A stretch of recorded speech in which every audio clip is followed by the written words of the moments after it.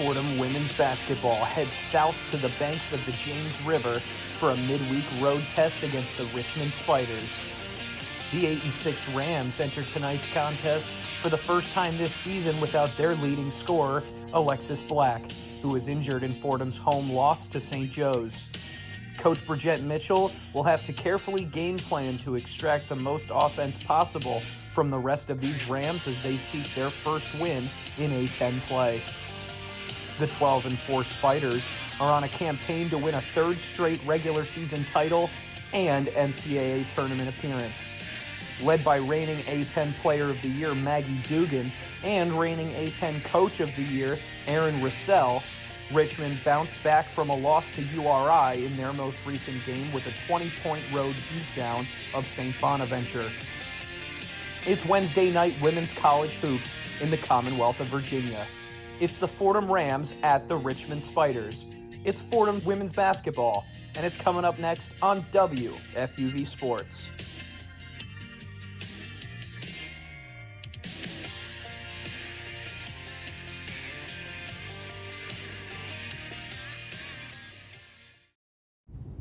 Tucker Austin and Kurt Sippel here with Fordham women's basketball head coach Bridgette Mitchell ahead of the Fordham Rams A10 conference game against the Richmond Spiders on the road. And coach, it's another big test from a top dog A10 team, especially when you have to go on the road. Now, Alexis Black going to be out today after she suffered an injury in the last game against St. Joe's. How does the offensive game plan change with her out of the lineup? Yeah, definitely. She's our leading scorer, right? Prolific scorer, the things that she's able to do. It'll definitely be a different game, but I'm really looking forward to seeing our players step up because they are capable of scoring. It will be a more controlled game from us, right? We're going to try to get great shots, so it'll be a lot of ball movement and going deep into the shot clock, unless it's transition where I told them, try to get it up fast and let's rebound. And so that's kind of the approach that we're taking from an offensive standpoint. Coach, you talk about the entire year taking care of the basketball and not having turnovers. Last game against St. Joe's had 22 turnovers. How do you expect to minimize that against this Richmond team? Yeah, they aren't as disruptive. They have two players, right, like that are really disruptive on ball, like in terms of the disturbance that they can cause there. It's more so once we get downhill and get into the paint, we have to use our shot fakes and our pass fakes. So it's more of, again, us controlling the controllables. Unforced turnovers are the things that we have to really lock in on. And then speaking about game plan for Richmond in particular, Maggie Dugan is a multi-dimensional threat on both ends of the floor. How do you approach the game in terms of limiting her impact today? Yeah, we've done a pretty solid job in terms of in our conference on their go-to players. To start the game, we have to sustain it for 40 minutes. And so with us, we're going to really look to limit her touches for the entire game and not just, to start the game off aggressively. So that's something that we have to do by denying her touches and really being physical and then boxing her, make sure we box her out. Our focus for the game is no freebies, right? So they love to shoot threes. We got to make sure that every three is contested. They are taller and like their size, back to basket. We got to make sure it's no free layups, right? They love to cut and move without the ball. So our focus is no freebies. Well, Coach, to dive further into the three-point issue that this Richmond team provides, this Fordham team, how do you expect to chase them off of the perimeter tonight, and what is that kind of going to look like? Yeah, we're going to mix up our defenses, and we're going to have, when we're man-to-man, having length and disruption, right? Whether it's, Lala guarding Dugan or Ugne, right? Like having different players match up with them according to our strengths from a defensive end. All right, Coach, thank you so much. Good luck tonight. Fordham Rams women's basketball at the Richmond Spiders coming up next on WFUV Sports. And we welcome you inside of the Robins Center in Richmond, Virginia. Tucker Austin and Kurt Sippel with you. You just heard Fordham basketball head coach Bridgette Mitchell ahead of today's game between the Fordham Rams and the Richmond Spiders. We're proud to bring it to you right here on WFUV Sports. And Kurt, Fordham without Alexis Black today, it's going to be a really tough matchup without their leading scorer, but Coach B seemed pretty confident in that interview prior to the game that she was excited that her team has the opportunity to step up outside of their lead scorer. I mean, this Richmond team has shown that they are human. Tucker losing to Rhode Island earlier this year as well. Last year, Fordham was their only loss that they had on their schedule. Will it be tough without Alexis Black? Absolutely. The third leading scorer in the A10. Without her, it's going to be quite tough. But this Fordham team has shown the grit and the toughness all season when stepping up, and especially during other teams that they've played against this year. They've showed a lot of grit and a lot of adversity. So let's see what Fordham does today. It's going to take another next man up mentality. The next man is going to have to step up. This Fordham team is going to have a lot of defensive prowess on them today. A lot of defense indeed. Kurt, one of the players we mentioned for Richmond who's going to be crucial in this game was Maggie Dugan. Of course, we asked Coach about Dugan and her exploits. She was the Atlantic 10 Player of the Year last year on the women's side, the first Richmond Spider to win that award in the Atlantic 10. Our head coach, the head coach here at Richmond, Aaron Russell, in his 7th season, also a back-to-back Coach of the Year in the Atlantic 10.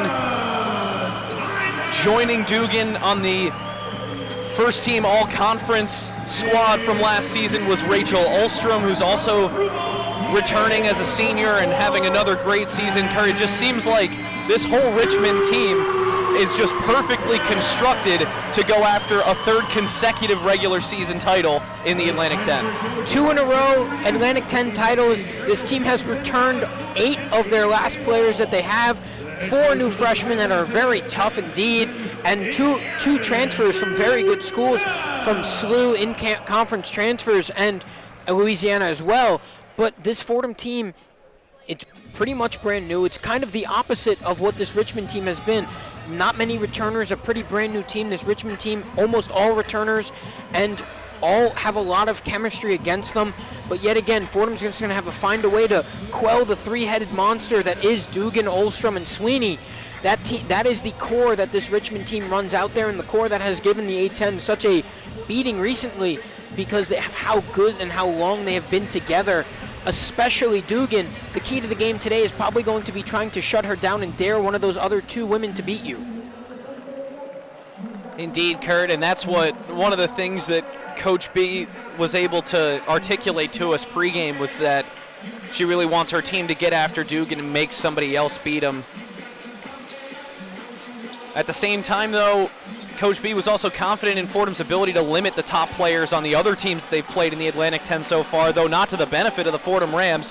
They're still without a win in conference play at 0-3. The Spiders are 2-1 in the A10, 12-4 on the season overall. The Rams are 8-6. The Fordham Rams in maroon from head to toe with white letters and numbers. The Richmond Spiders in home whites with red letters, red numbers, blue names on the back of the jersey. Richmond across the chest for the team in white, Fordham across the chest in white for the team in maroon. And we're underway. The tip won by the Richmond Spiders in the hands of Allie Sweeney to start.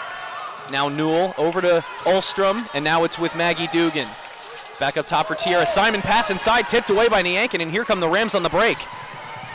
Lucretia Edwards pulls up from the left elbow and misses the jump shot. Fight for the rebound, tipped out of bounds, and it's going to stay. No, it's a turnover by the Fordham Rams, ball with the Spiders. Tucker, I really love the toughness that we just saw out of the Rams, immediately turning the ball over on the Spiders and trying to force their offense not to get set. In a very impressive start for Fordham. They have to maintain this for 4 quarters. Maintenance for the full game, also one of the things that Coach B mentioned to us pregame, as it's with Sweeney again on the right wing, now up top for Ulstrom. Ulstrom thinks about a 3, but then thinks better of it. Her pass is thrown away, picked up by Easley. The steal by Karen Easley. Kicks it out for Anastasia Veljevic, who does not put the pill on the floor before she starts moving her feet. It's a travel against Veljevic. We're still scoreless here, almost a minute gone, 9:13 to go in the first quarter. Tucker, that is 2 straight turnovers that Fordham has forced on the Richmond Spiders. Fordham just unable to profit from this. This is something that we've seen a lot this year. Fordham not able to profit from the opportunities given by the other team, especially against this Richmond Spiders team. They aren't going to give you a lot of opportunities. You got to get up as fast as possible. Now is the time. You got to score the basketball. Cannot be making little mistakes like traveling or turning the ball over in the out-of-bounds line. Back to the other end for the Richmond Spiders, still in search of the first score of the ball game. Cutting inside was Newell. She kicks it out to the left corner. for Rachel Olstrom, and Olstrom knocks down the first three of the ballgame, 3-0 Richmond Spiders. Olstrom, a 38% three-point shooter, and this Richmond team, the second best three-point shooting team in the conference, just cannot let those open shots be given up. Easily tries to work it inside, now kicks it to the left wing for Ornella Niankin, who has the answer. Niankin the three, and we're all knotted at 3, 8:30 to go in the first quarter. On the right side with Simon. And now a pass inside for Olstrom, who puts it up with the left hand, assist by Maggie Dugan, and it is 5-3 Richmond, courtesy of Olstrom. Richmond just able to switch everything there and kind of make the Fordham defense not know what's coming at them, and that's why they're able to get the easy score as Easley gets the ball knocked out of her hands out of bounds. Seems like it's going to stay with Fordham. Yeah, last touched by Alicia Newell, a 5'9" sophomore guard out of Clinton, Maryland. The ball inbounded to Karen Easley from the hands of Lucretia Edwards. Easley tries to work into the paint, and she does. Right block, the right-handed layup is no good, but offensive rebound by Ugne Sertauteta, who puts it back up and in to tie us at 5. 7:55 to go in the first quarter. Quick transition for the Spiders. It's Dugan at the free throw line. She kicks it out for Sweeney. Now back to the right wing for Dugan. She's looking for options. Hands it off for Tiara Simon. Now it's back with Sweeney on the right wing. Sweeney works across to her left and now fires it to Olstrom in the left corner. Cross-court pass to the right corner, Dugan. Her three is good. Maggie Dugan, a wide open look after the cross-court feed from Olstrom, and it's 8-5 Richmond. See Coach B in front of us on the sideline, not very happy with how the Fordham defense just fell apart there, leaving Maggie Dugan wide open for a three. Maggie Dugan, one of the top scorers in the country, averaging 23 points, just cannot give up those wide open shots. She'll make you pay. Niankin, left wing for the Rams. 10 seconds on the shot clock now as Sertauteta has it. Veljevic, right wing, thinks about a three, but then thinks better of it. She kicks it to Niankin, puts up a wild shot at the right elbow. It's no good. Couldn't tell if someone got a hand on it, but Tiara Simon was in the area. Transition for Richmond. Sweeney all the way to the right block, dribbles through the paint, now dumps it out for Simon. Back down low for Dugan, who was wide open.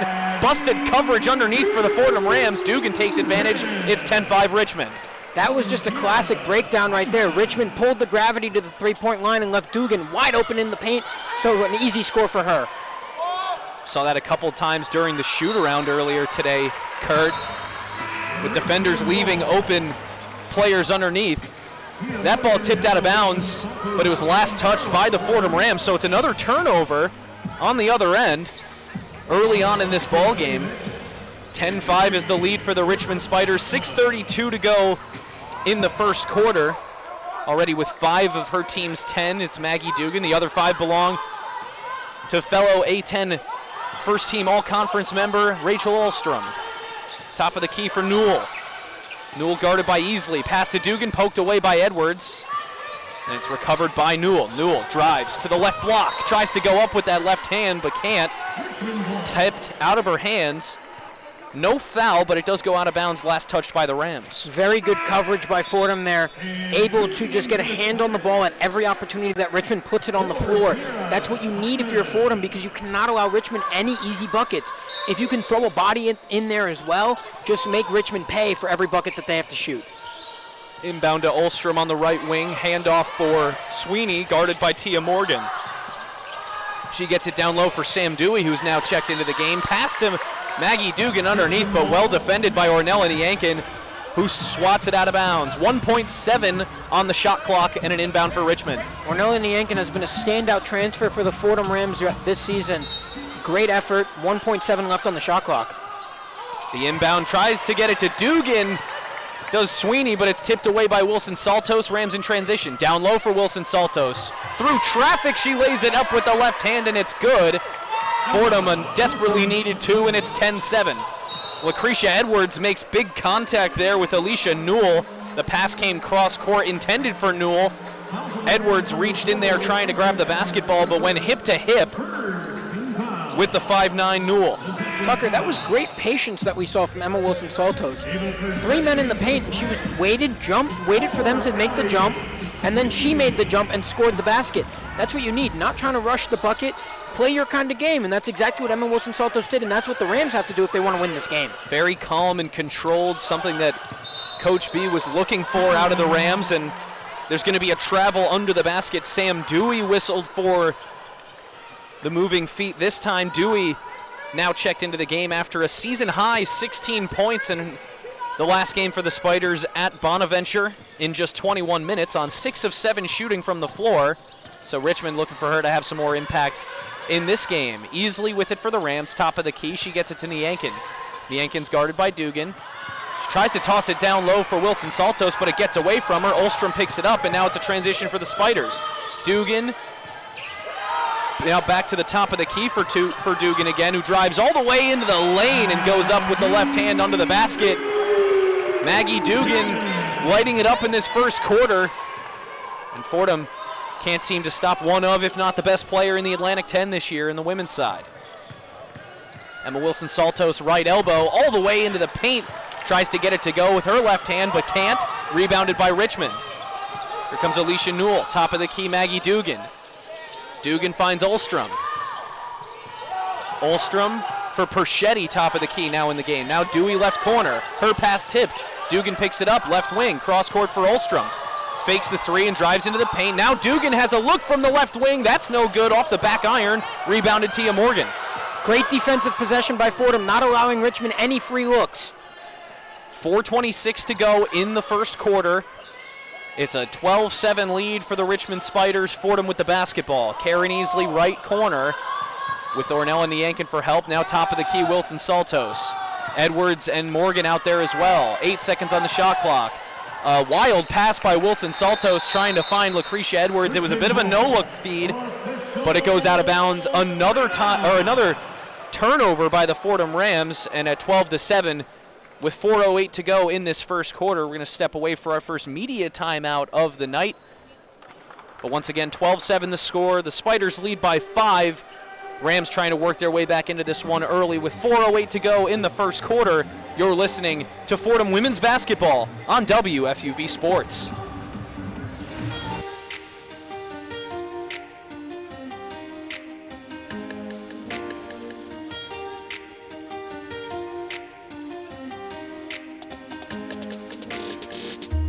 Hi, my name is Ryan Rucco, WFUV class of 2008.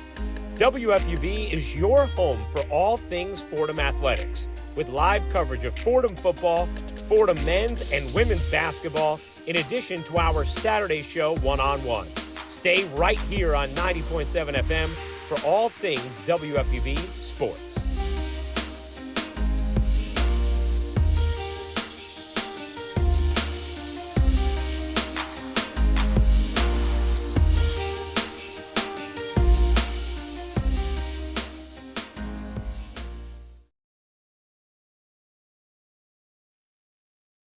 And we welcome you back inside of the Robins Center in Richmond, Virginia.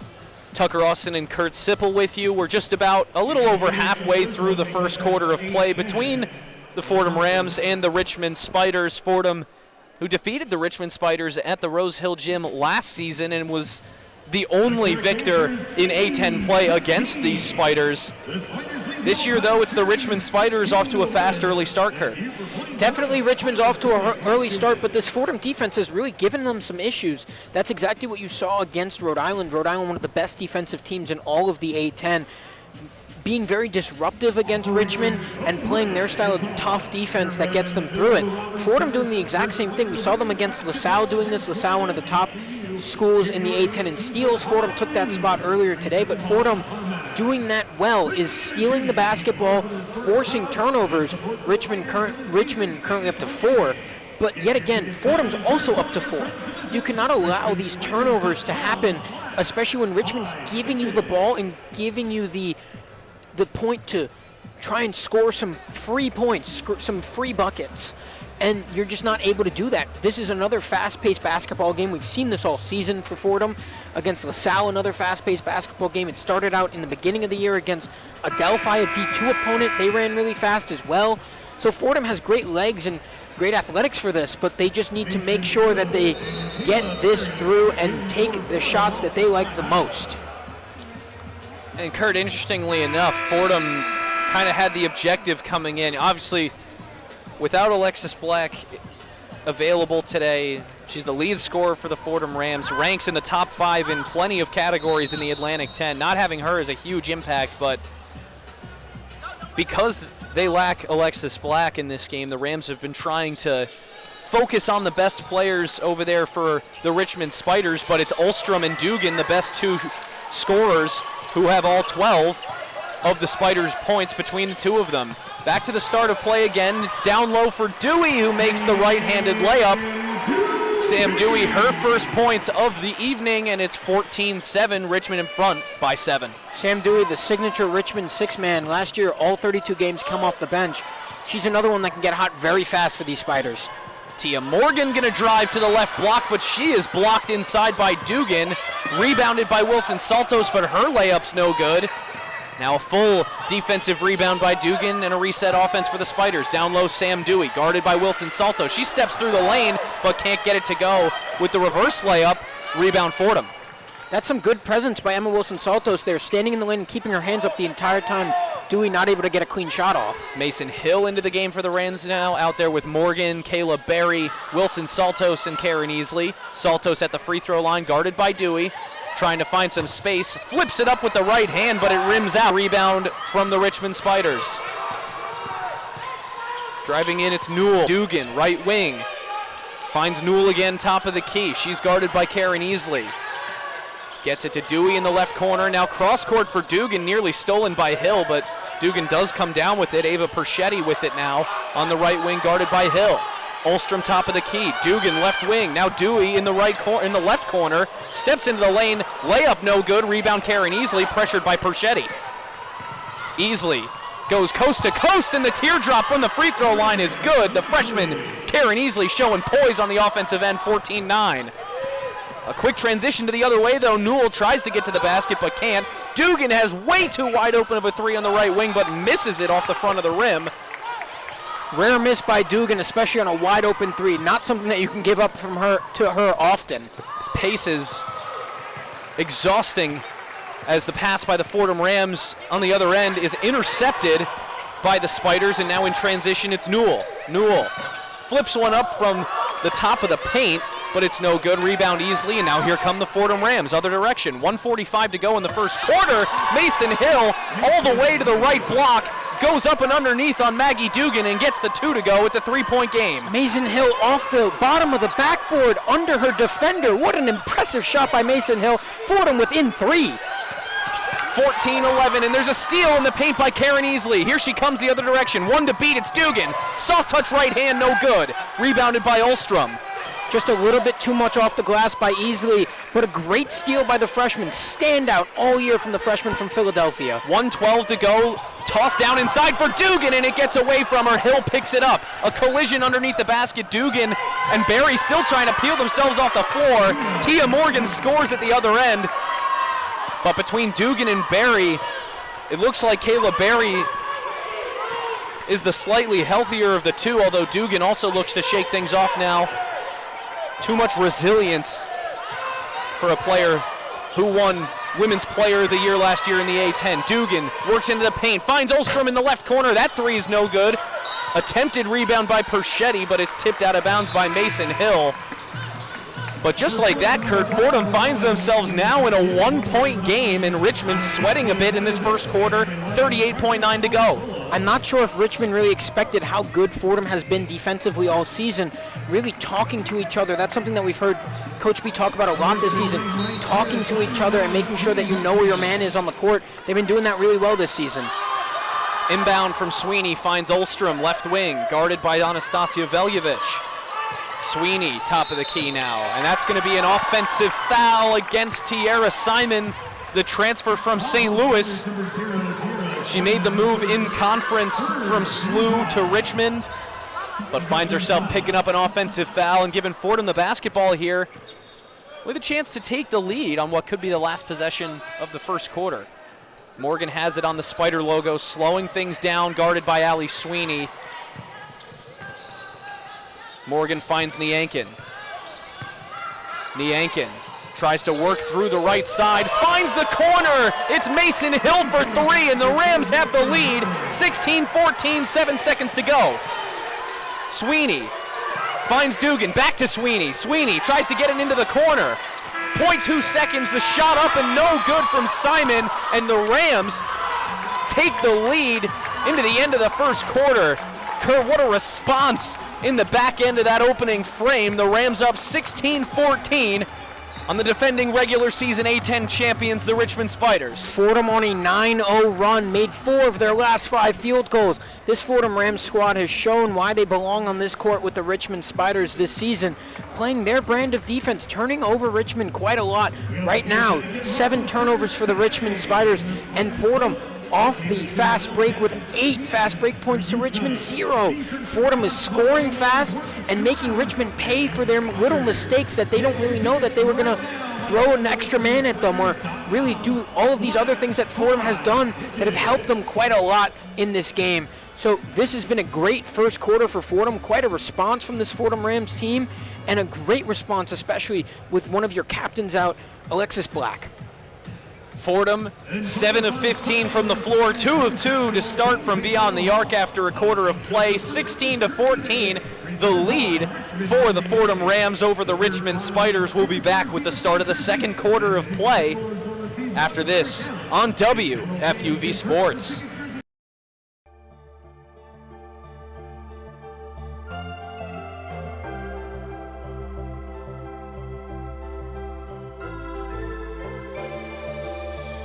Hi, this is Mike Breen, WFUV class of 1983. WFUV is the flagship station of Fordham Athletics with live coverage of Fordham football, Fordham men's and women's basketball, in addition to Saturday one-on-one. Stay right here on 90.7 FM for all things WFUV Sports.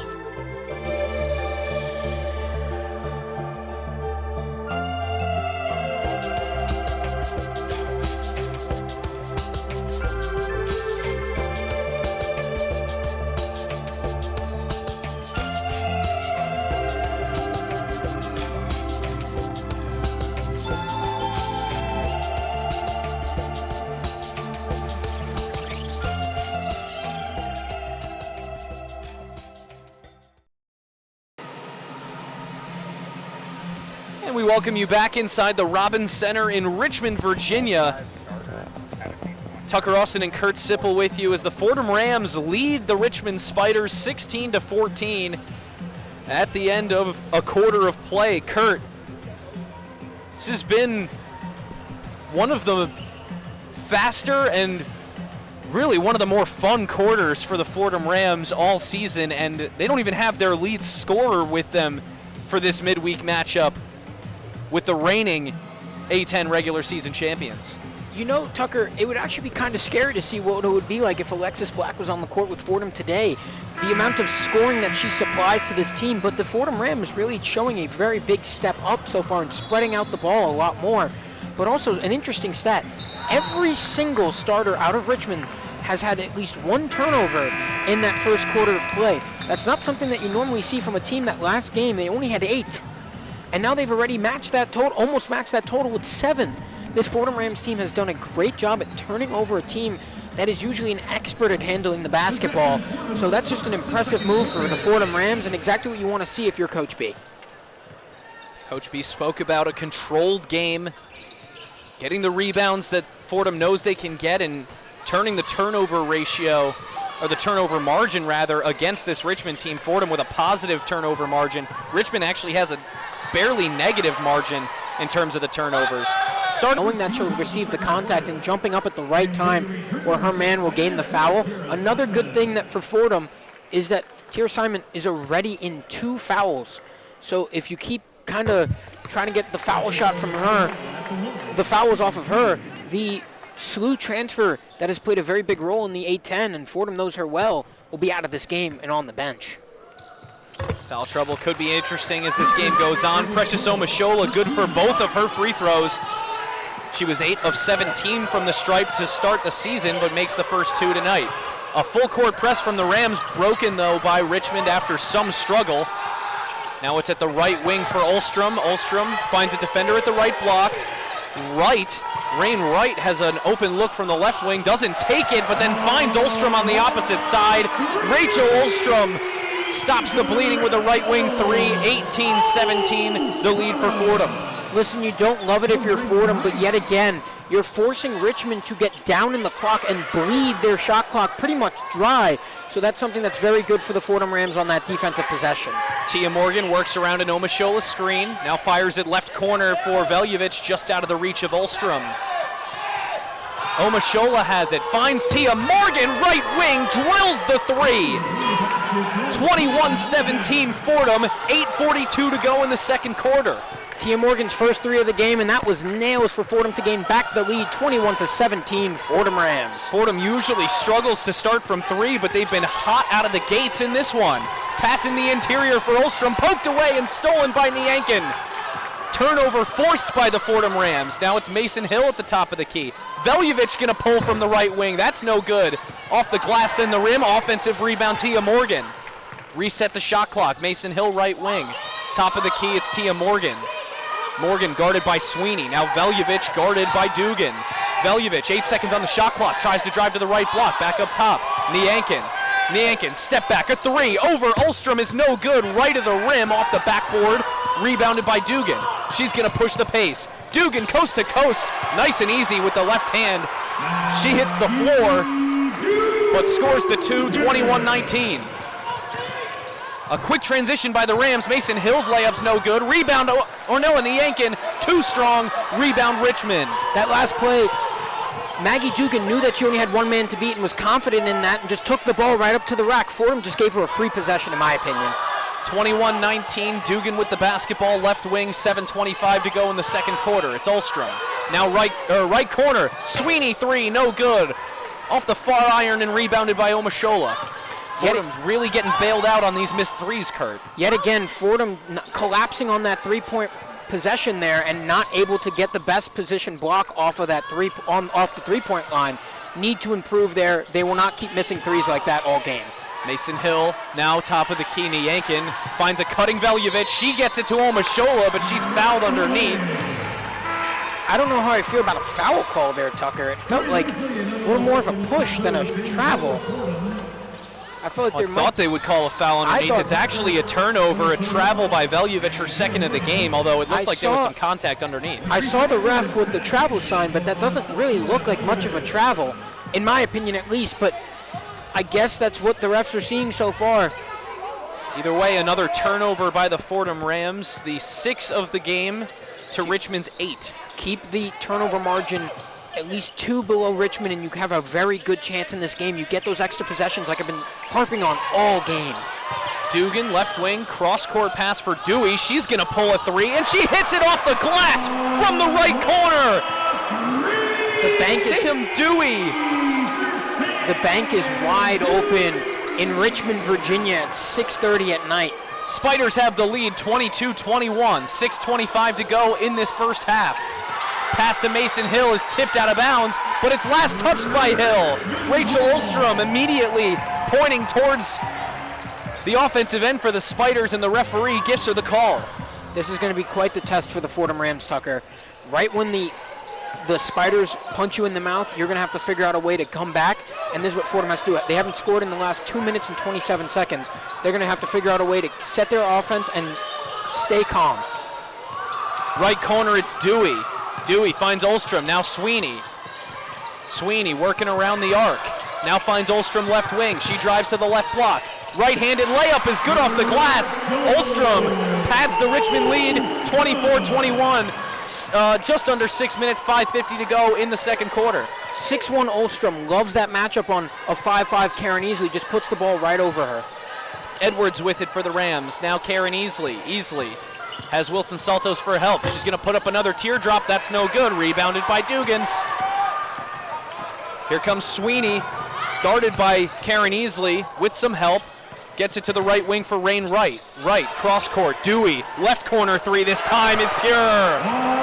Sam Dewey. She hit one from the right corner, hit one from the left corner. Pair of threes, and it's 27-21. Richmond a 6-point lead. This Richmond team is showing how good they really are in chemistry-wise and just how good teams call and response. 10-0 run in the last 2 minutes and 30 seconds. Richmond scoring in bunches while Fordham's allowing them to. Fordham 0 of their last 5 from the field as that ball gets away from Mason Hill, but it was last touched by Dugan. It's going to be Fordham's basketball. But as we have ticked under 5 minutes, the clock stopped at 4:56. We're going to take our second media timeout of the evening. 27-21. The Rams in a very similar spot now in this second quarter as they were at the halfway point of the first. But it's 27-21, the Richmond Spiders with the lead. Just under 5 minutes to play in the first half. We'll be right back with more Fordham women's basketball on WFUV Sports.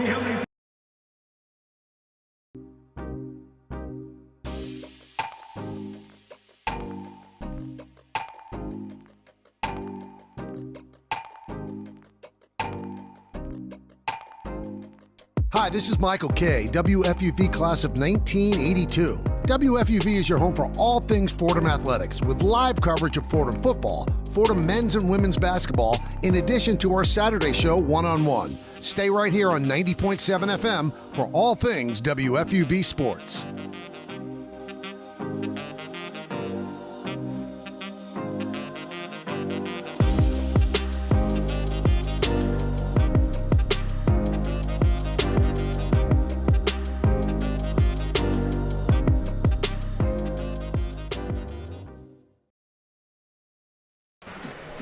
We welcome you back inside the Robins Center here in Richmond, Virginia, the home of the Richmond Spiders. Tucker Austin and Kurt Sippel with you as the Fordham Rams trail the Richmond Spiders. 27-21 is the score, but Kurt, outside of the cold streak in the last 4 minutes or so, the Rams had a pretty good response to Richmond in the first quarter. And lacking their lead scorer are the Fordham Rams, yet playing with just as much aggressiveness and just as much tenacity as they would any other night. Well, if you look at the box score currently in this game, you can see that Fordham is spreading the offense a lot more than you would usually see. A lot of the time it's Alexis Black is the only player in double figures for majority of the game, and there's some other people that are maybe in the low single figures or maybe at the end of the game in the low double digits. But this is something that you need if you're the Fordham Rams, is you're spreading the ball out. Mason Hill has 5 points. Karen Easley has 2 points. Ornella Yankin with 3 points. Off the bench, Tia Morgan with 5 points. You need to have that score that might take over the game just a little bit. And Emma Wilson-Saltos has seemed like that person that might be set up to do that. She's just been unable to get to her spots in the basket and really profit from the way that she plays. Big body size, under the basket. She's only 1 for 4 from the field today. Emma Wilson-Saltos, I feel like, is the person that you will see light up a lot more as she runs onto the court playing center for this a little bit smaller Fordham Rams team that they're playing right now against a very big Richmond team. Yeah, Richmond anchored at the moment by 6'2" senior forward Sam Dewey, who's hit a pair of threes in this game. Inbound to restart play goes to Wilson-Saltos, who tries to get through the paint. Too much English off the glass. Rebounded by Niankin. She's fouled. And Ornella Niankin going to shoot some free throws now for the Fordham Rams. She went 2 of 4 at the stripe in the Rams' last game against St. Joe's, a 71% free throw shooter on the year. If they're going to make it a difficult possession for you, Tucker, at least make them pay at the free throw line. If you might not be able to get to the basket or get to the three-point line, force some contact and try to get to the line the best possible way, as Ornella Niankin misses her first. I'm liking the new crowd mic that we got going on at Richmond. You hear the clanks and the swishes. This is really fun, Kurt. Hear every miss, every make. For the people at home, really appreciate this. This is something that you don't get to normally hear on our broadcast. This is really fun. 1 of 2 from Ornella Niankin. You heard the miss and the make. 27-22, a 5-point lead for the Spiders. Dewey was trapped for a moment right in front of us, but now they have a wide open look for Olstrom. No good. Dugan the rebound. She's fouled. Layup won't go, but Maggie Dugan going to head to the free throw line for the Richmond Spiders. Maggie Dugan, a 88% free throw shooter on the year, but if you look at that possession, Tucker, you were able to double Dewey down here, but you were not able to rotate back in time to get to the line where they were shooting that they were going to get to the three-point shot. And Maggie Dugan just has enough heads up and enough basketball IQ to know that Fordham is going to double her in the paint, and if she's not going to get a clear shot off, she knows she can probably get some contact, so she's going to go up and maybe try to get the and one. She is that talented where she could speed up and slow down the game based off of how she wants to play. As she misses her first off the rim, you can hear it on our broadcast yet again. I just love to talk about it because it's kind of fun to hear it. It's so novel. It is a novel thing for us, but the knock off the front of the rim for Dugan. Second free throw is good for Maggie Dugan, makes it 28-22. The 6'2 senior from Broomall, Pennsylvania, back-to-back all-conference first-team player, among other accolades. Fordham took it the length of the floor the other direction, and it was tipped out of bounds. It's going to stay with the Rams. Maggie Dugan leads the A-10 in minutes per game, 3 points made, assists per game, points per game, total rebounds, and field goals made so far this season. You get out of breath talking about every record that she can break and every stat that she can lead in. Yeah, not to mention second in rebounds per game and seventh in blocks per game, so getting it done on the defensive side as well. A travel that time by Tia Morgan of the Fordham Rams, and it's the third travel already in the first half of this game called against the Rams. Fordham now needs to put the ball on the floor. Fordham now equal in turnovers to this Richmond Spiders team, 8-8. Again, only down 6. You cannot let Richmond get to a double-digit lead. This is where this team really just goes all in. 4:10 to go in the second quarter. Sweeney, Ulstrom, right wing. Finds Dugan in the right corner. Dugan moves up to the wing. Now cross court for Dewey, left corner. Fakes the shot, drives into the paint. Kicks it out for top of the key three from Allie Sweeney, and it's no good. Yet again, forcing not a great shot by the Richmond Spiders because they're so deep in the shot clock, they have to get something up. Mason Hill with all day to get that shot up, and she drills it.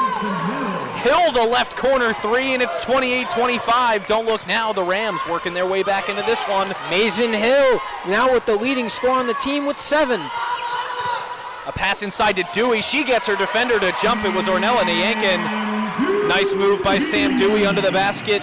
That would throw some ice on the Fordham Rams. 30-25, 3:20 to go in the second quarter. Sam Dewey with enough heads up to know that her defender will probably jump before, just a lot taller than her. Mason Hill now top of the key, Ornella Niankin. Niankin, the grad transfer from Montreal. Mason Hill gets another look from 3, but it's way too long. Almost goes out of bounds. It looked like they were going to call a jump ball, but I think it was clearly out of on bounds. Richmond. Last touched Richmond. Clearly out on Richmond. The Richmond player got the ball in her hands and then immediately just got out of bounds. It looked like right there, Fordham pulled the chair on her. She thought that she might be able to grab some contact, but right then and there, believe it was Karen Easley just pulled the chair back and she wasn't able to bounce off of her again, so she stepped out of bounds. Rams coaching staff screaming directions down to the opposite end of the floor. 8 seconds on the shot clock. Niankin drives the right block, puts it up with the right hand. It's no good. Fight for the rebound, out of bounds. Last touched, I believe, by Ugne Sertauteta, who's now checked back into the game for the Rams. She's only played about 4 minutes or so in this game, despite getting the start. Second start of the season for Ugne Sertauteta, the leading scorer last game against the team that they played the last game with 12 points. Tough game against top A10 opponent St. Joe's. Another game against the top squad in the league in Richmond tonight. A tough stretch of the schedule for the Fordham Rams. Richmond picked to finish first in the A10, and a very historical St. Joe's picked to finish second in the A10. My apologies for not remembering St. Joe's name right immediately off the top of my head. That's all right, Kurt. It was a short flight, but it felt long yesterday. The flight down from White Plains Airport to Richmond International. The flight was only an hour, Tucker, but it really tired us out, I can say that. Up in the air and right about down in the air again. Easily with it for the Rams. It's a 30-25 lead for the Spiders here with 2.5 minutes to go in the first half. Easily still with the top of the key, finds Niankin, guarded by Ulstrom. Niankin gonna pull that just inside the three-point line. Her 2 is no good. Rebounded strong by Sertauteta, trying to find room to get it back up. She does, but it won't go. Rebounded by Ulstrom, but she's still pressed. Ball is loose, but it's picked up again by Newell, and it's a foul in the backcourt by Karen Easley.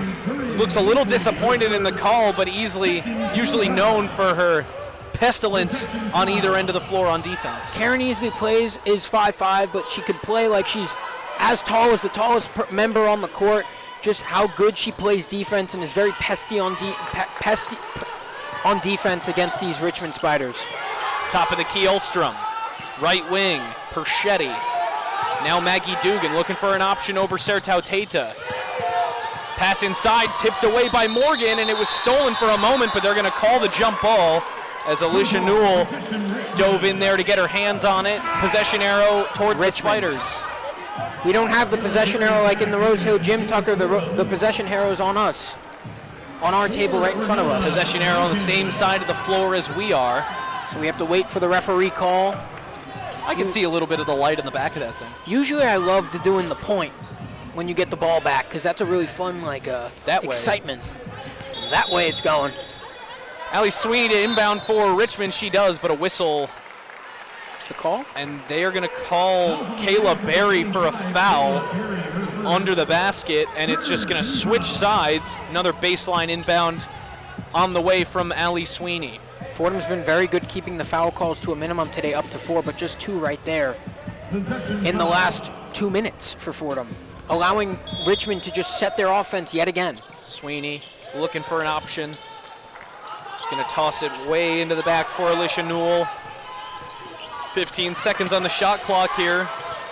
Rachel Ulstrom, top of the key. Dugan, left wing, now back to the top again for Newell. Cross court from Dugan into the corner. It's Perschetti for 3. That's no good. Rebounded by Sweeney. Sweeney back up top. Wide open look for Maggie Dugan. She hits. Maggie Dugan just shaded to the right of the top of the key. 33-25. Richmond rebuilds an 8-point lead. And the inbound immediately stolen by Ulstrom. Dugan fouled and won! A disastrous series for the Fordham Rams. You give up a 3, and then an instant turnover off the inbound turns into 2 more with a chance at 3. Dugan and 1. Maggie Dugan possibly just going on a personal 6-0 run for the Richmond Spiders. Currently on a 5-0 run in the last 2 minutes and 18 seconds. So Dugan taking up 5 of those 7 points. Again, you could see how good Dugan is, just taking over a game like she is. And Richmond just getting her the possessions where she can profit like that, knocking down a wide open 3. She's not going to miss that shot, Tucker. She makes to convert the 3-point play. 36-25, an 11-point advantage for the Spiders. Just over a minute to play in this first half. The Rams got to try and work their way back into it before the break. Pressure on Veljovic. She has to hand it off for Hill. Toss down low for Sertau Tata.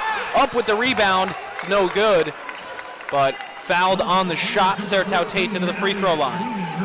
It's a good shot by Ugne just then and there. Trying to get the contact would be great if she finished it off, not only because you get that extra point, you get that extra 3-point play, but you just get that energy from the bench with a play like that. And that's what you need if you're the Fordham Rams right now. You need a lot of energy off of your bench. You need a lot of energy from your players. Get all of that to get on your side as Ugne misses the first one, as you can hear from our mics. Heard a loud clank on that first missed free throw. Off the front of the rim.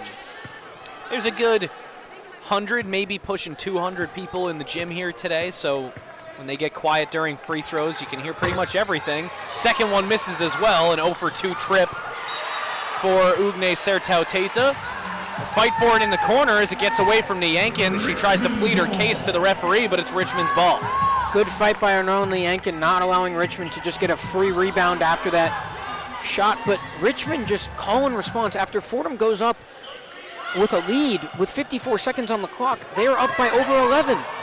Dugan gets it to Perschetti, who steps out of bounds while being guarded by Ornella Niankin. Nice job by Niankin to take all of the space possible away from the 5'10 freshman out of Blairsville, Pennsylvania, Perschetti.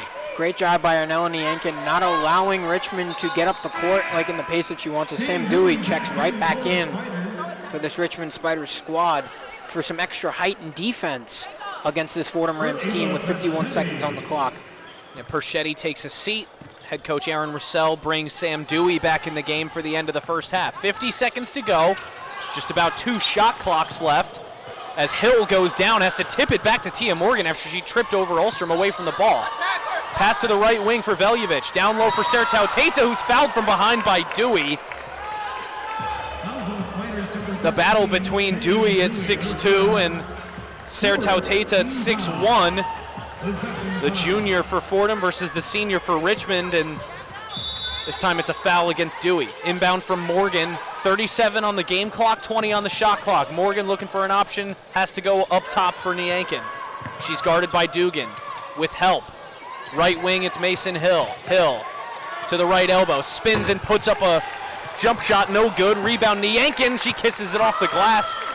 Good work on the offensive boards by Ornella Niankin, 36-27, 9-point game. Good little follow-up by Ornella Niankin right off the backboard to cut the lead down for Richmond to single digits. 11 seconds to go in the half. Sweeney gonna hold on to the basketball. Coach Russell's telling her to go. Sweeney, crossover, right wing, Dewey a three, no good. And that's gonna do it for the first half as the buzzer sounds. Dewey the last shot, a missed three. But the Rams managed to get this one back within single digits before the end of the first half. 20 minutes gone between the Fordham Rams and the Richmond Spiders, but the defending regular season A-10 champions, Richmond, with a 36-27 lead, Kurt. Head coach Aaron Roussel really did not look very happy with his squad on that last possession, kind of doing the biting on his knuckles after that, just because he felt like they might have waited just a little too long to get that shot up and then rushed it. I think that's been kind of a very big theme for this Richmond Spiders squad, is that Fordham's defense has been good enough where they force the shot clock to go down to 10 seconds, 5 seconds, but Richmond has the players like Dugan and like Olstrom that are able to score at such a high volume when the shot clock is low, because they're able to score at any point in the game, Tucker. Dugan already up to 16 points, Olstrom up to 10, and Dewey up to 10. Those are the only players on all of Richmond that have scored the basketball today.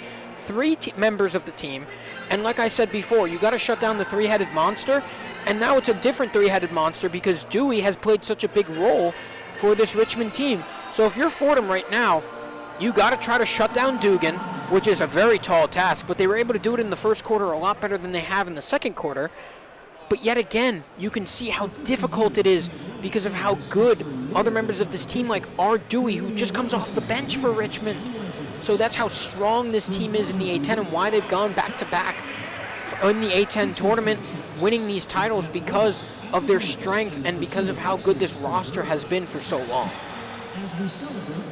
Dewey, like you mentioned, off the bench, building off of a season-high performance in her last game. As you mentioned, she's up to 10 points. 3 players in double digits for Richmond after the end of the first half. Only 2 players have played all 20 minutes in this game, and it's Olstrom and Dugan. Who else? For the Fordham Rams, no players in double figures. The leading scorer, Mason Hill, on 3 of 7 shooting from the floor, 2 of 3 from 3. But for the Richmond Spiders, led by Maggie Dugan, a monstrous first half. 16 points on 6 of 8, 2 of 4 shooting from 3, 2 of 3 at the line, 6 rebounds, 4 assists, and just 1 turnover. Exactly what you'd expect out of a player of her caliber. 36-27, the lead for the Richmond Spiders. But now, for a portion of the halftime break, we're going to kick it to an exclusive one-on-one interview with Dominic Sansone and Thomas Tisdale. They got a chance to speak with Dr. Robert Kissel about the world of sports prediction modeling and Algo Sports 23. We'll be right back after that with the start of the second half of action on WFUV Sports.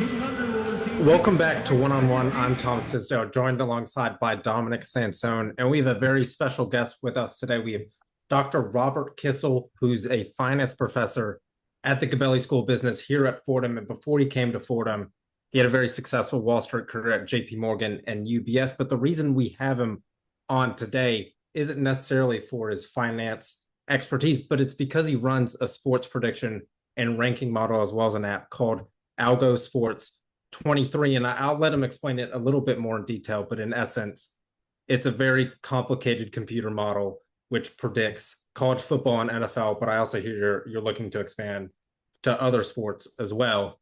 And before we get into some of the more technical questions, could you just briefly explain to us, Dr. Kissel, what got you into running the sports prediction model and then generally your background? Terrific. Well, Thomas and Dominic, first, thanks for having me on the show. It's wonderful. This is exciting. It's always exciting to participate with, Fordham in any capacity. Start with a little bit of my background. My background was undergrad applied math and statistics. I'm a Fordham alum as well. I got my PhD in economics at Fordham, and I moved into Wall Street. So my roles in Wall Street was developing the algorithmic trading models, the models we hear now, that's high frequency trading, electronic trading. So my teams we developed the theory, the quantitative models behind those trading algorithms. I've always had a big interest in sports, soccer, football, basketball, all of the sports. And as I'll say as an academic quant, practicing quant, I always wondered, how is it that this group of people are coming up with predictions? If it's Vegas, if it's a selection committee, how are they coming up with the predictions? How are they coming up with the probabilities? And then after we started thinking, I said, this is the exact same quantitative models that we're already using for quantitative finance, for predictions, probabilities, forecasting. So we started applying these models to sports data sets. We found they were extremely successful. So this is probably, not something over the last few weeks, few months, few years. This is probably going back 15, 20 years in the making. So Algo Sports 23 is an aggregation now of over 250 quantitative sports prediction models, ranking models, probability models, counting, linear, nonlinear, optimization. More recently, we've introduced different types of machine learning, neural networks, deep learning, artificial intelligence. And our final prediction is based on an AI methodology, some AI logic that determines which models are most appropriate for predicting the winning teams and the winning scores in which sports. So we're not even sitting down saying, hey, these models work best for college football. These are best for the NBA. We have an AI overlay that's determining the best models for the best sports. So that's a little overview of the model. Thank you for that. You mentioned that this model is pretty much the exact same process, obviously with a few tweaks that you used in Wall Street. And I think a lot of times for more casual fans, or maybe not so statistic driven sports fans, it's difficult to see the connection between finance and the sports world. And I was just wondering if you could explain, and you can be as technical or as general as you'd like, what that process looks like, and then also how is that different from the way that other models are built with their inherent flaws. Okay, certainly. So I'll give two approaches that's used in finance. So one, we may be looking at the probability of a company defaulting on their bond payments, on their interest payments. So that's a probability model. So I just wanted to understand from 0 to 100%, what's the likelihood that a company is not going to pay back its bond when it matures, or make a coupon payment. And there's certain data that we incorporate into that analysis, and the outcome is that probability from 0 to 100. This has an exact relationship when two teams are playing each other. What's the probability that one team is going to beat the other? So even without getting into the complex math, and I do want to say that the math is maybe a little complex, not as complex as what people say. I think at quants, we like to impress people. We try to make what we're doing seem super sophisticated, advanced. Why? As I tell my students, we want to come across as knowing everything. But number two, from a business world, job security. If we say, oh, this is really hard, nobody wants our jobs. So we feel good about that. Only half kidding there. So we could use the same models, the same approach. Now it's a different data set to determine the probability of a team winning. Another type of model is a prediction model where I'm predicting the outcome. It could be stock returns. It can be the number of shares I'm going to trade over a certain period of time. And this has a relationship with predicting the final score, predicting that margin. How much is a home team going to beat the away team by? If it's greater than 0, home team wins. Less than 0, the home team's going to lose. And within that prediction, there's also a standard error. And that standard error allows us to also compute the probabilities. And these models could be as simple as a linear regression model. It could be something getting a little more complex linear regression, or moving into something that's completely data-driven, like MI artificial intelligence. Just here's the data, figure out the relationship, and give us the outcome.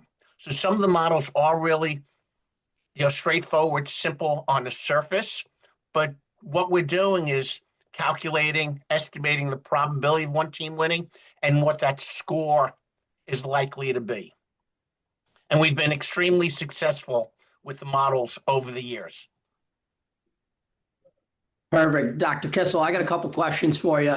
First, I'll start with one on the rankings. Obviously, the Associated Press and Coaches Poll released their weekly rankings of the top 25 teams at the FBS level. However, the Algo Sports 23 model has a little bit of a different ranking system from the looks of it. Some notable differences. You got Notre Dame at number 5, Georgia put below them at 7, Ole Miss and A&M 11 and 12 respectively. Obviously, much different than the AP and the college football playoff and the way things stand there. So in terms of specific metrics that the algorithm, I know you said it's a little bit of a combination of a lot of different sources, but what exactly does it value to get to those rankings? Is it strength of schedule? Is there certain metrics that it hones in on, or is it just more so a conglomerate of a bunch of different models and predictions? Dominic, it's a terrific question. I'm glad you asked that. So the model is based on different aspects. We'll call different prediction metrics. One is we'll talk about is accounting models. Just how many teams, how many games did we correctly pick the winner? Another game is looking at the probability. So if we look at models that say for all the games that the model assesses the home team has a 70% likelihood of winning, of all those games we predicted, did we get 70% correcting that? If we did, the model is terrific. We also incorporate the score, the final score.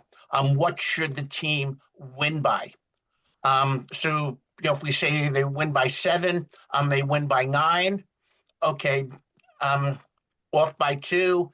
If they won by say 4, we were off by 3. So we're looking at that error the same way we do with regression analysis, the mean squared error. How close are we getting to that final? And we welcome you back inside the Robins Center in Richmond, Virginia, the home of the Richmond Spiders, as the Fordham Rams ready for the second half of action on this Wednesday night in the Commonwealth. The Fordham Rams and the Richmond Spiders locked in battle, but the Spiders with a 36-27 lead over the Fordham women's basketball Rams. But before we get to the start of the second half, Kurt has some of the out-of-town scores around the A-10 on the women's side. St. Joseph's right now behind Davidson, 12-19. Davidson with the lead. St. Bonaventure at halftime. Duquesne leading 22 to Bonaventure's 15. That's the team that Richmond beat in their last game. So a pretty interesting one right there. And Rhode Island still remains as one of the only teams in the A-10 that is currently with a full winning record. I think that is their 4th straight win this season, Tucker. Maybe 5th straight win this season. Kurt, I'm not going to lie. It could be as many as 6 straight now for the URI Rams. URI Rams with a 79-70 win over GW Revolutionaries. George Mason on the women's side. They will be playing the men's team of Fordham, but on the women's side, George Mason beating Virginia Commonwealth University 68-58. And last, on Saturday, January 3rd, Rhode Island did beat Loyola Chicago as just another update. So they've really been running the table in the A-10 so far. Yeah, Rhodey's up to 4-0 now in the conference. And they have some pretty remarkable wins against top-tier opponents, Richmond among them. As we've mentioned, Fordham Rams are yet to match up with URI. But they're in a pretty tight part of the schedule in this part of the season. The Rams currently trail Richmond, but they're coming off back-to-back losses in conference play against LaSalle and then St. Joe's, both at the Rose Hill Gym. The Rams' next game is against Dayton at home, another tough one. Davidson on the road after that.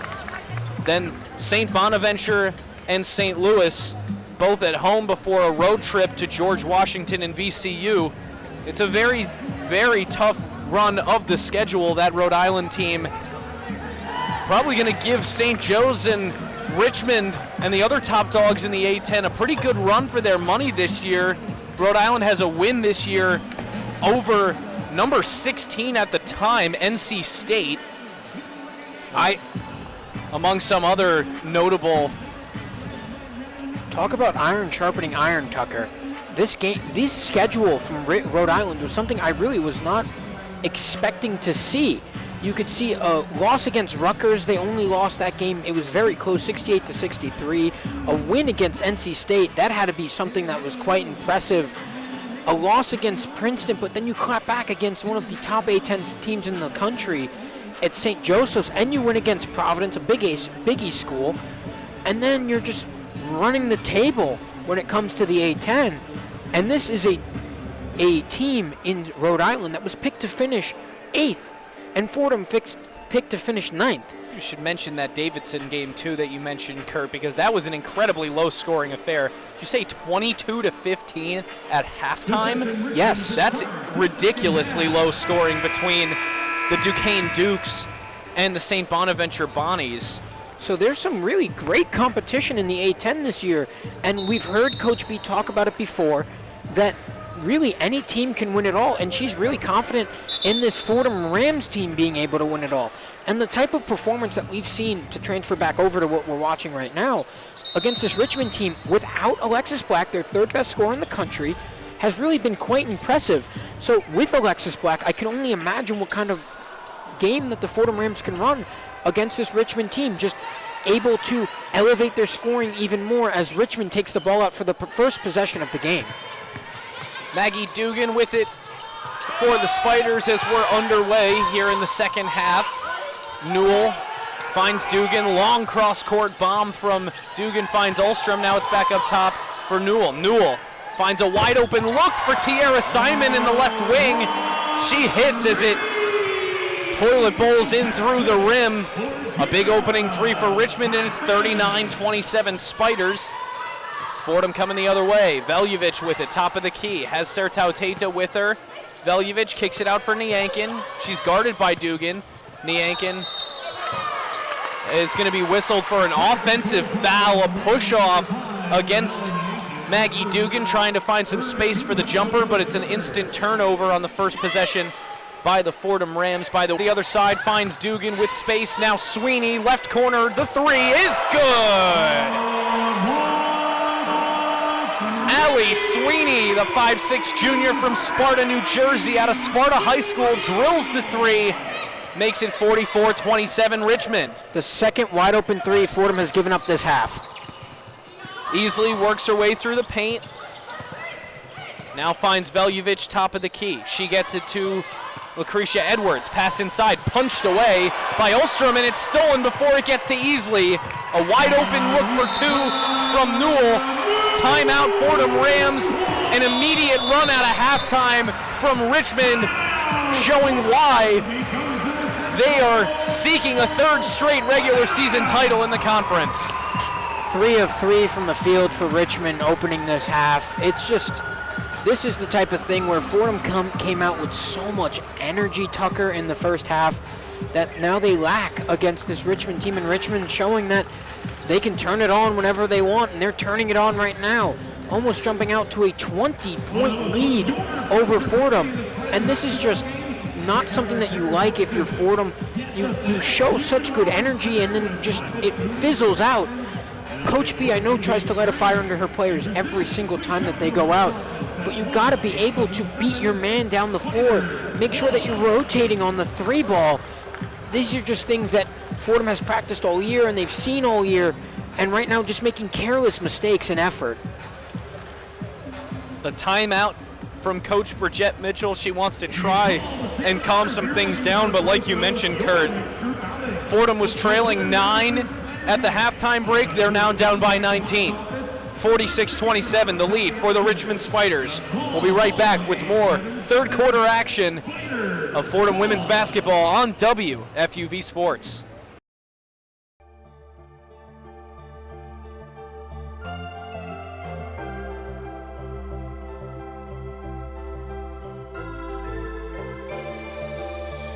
Hi, this is Mike Breen, WFUV class of 1983. WFUV is the flagship station of Fordham Athletics with live coverage of Fordham football, Fordham men's and women's basketball, in addition to Saturday one-on-one. Stay right here on 90.7 FM for all things WFUV Sports.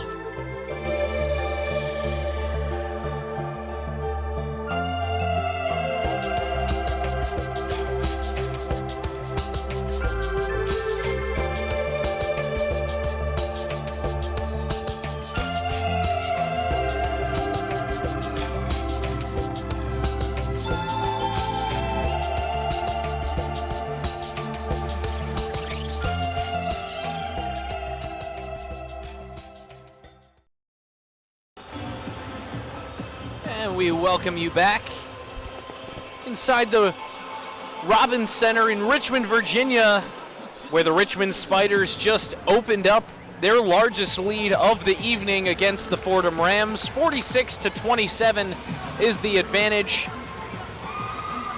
for the A10 regular season champions for the last 2 years running. This is a Richmond squad that also has made back-to-back appearances in the NCAA tournament on the women's side, and they actually won their first round matchup against Georgia Tech in last year's tournament before falling in a tough-fought game against the #1 seed UCLA.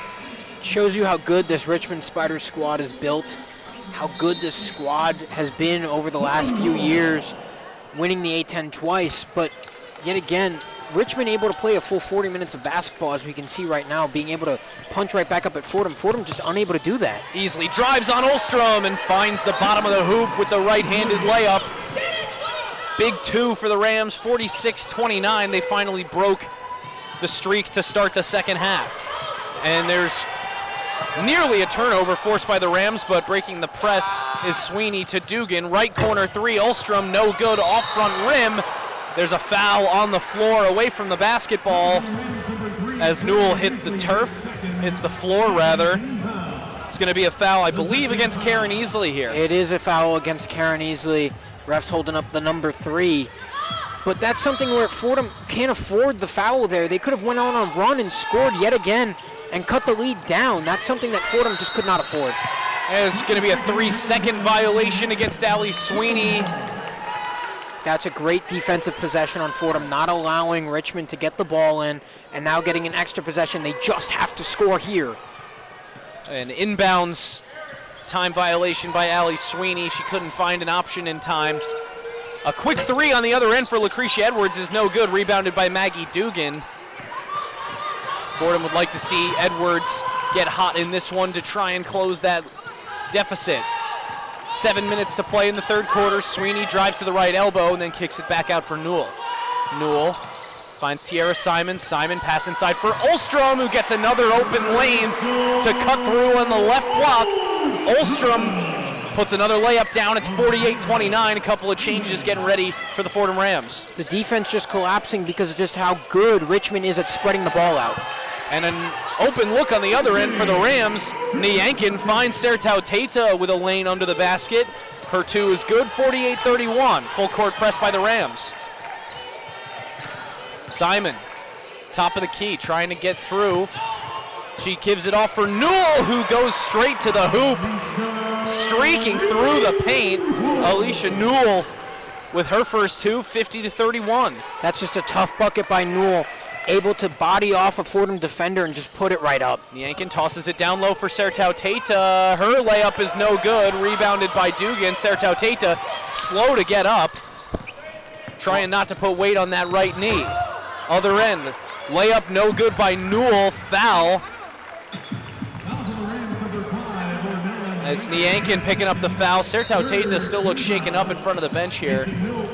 Ugne, as she's going to go take a seat. 3 Rams come in, 3 come out. Ugne going to the table over there, it looks like, after laboring. But it really felt like Ugne back there got a lot of contact. None of it was being called. That was a kind of a hard fall for Ugne to make by herself. Richmond players were kind of pushing her out of the way there. I don't really understand how there was no foul call there by the referees. Newell's first free throw is good, nothing but net. First trip to the line for Alicia Newell, 5'9" sophomore guard out of Clinton, Maryland. Misses the second. Newell 1 of 2 at the line, actually leads the Richmond Spiders in steals per game at 2.5, second in the conference with that mark. She started most of the games, led the Spiders in rebounds, assists, and steals against Bonaventure in her last game, and actually won silver at the Junior Olympics a couple of years ago in the long jump. So multi-sport athlete Alicia Newell, plenty of athleticism, and she's shown it in this game. Not the only athlete on this Richmond team, as Karen Easley gets fouled by Newell. Not the only athlete that has played for the national teams, Tucker.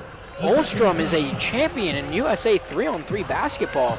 That's why Olstrom's also so good when there's such little defense on her, because she's able to play with 5 players, 3 players, one-on-one. She's just that talented.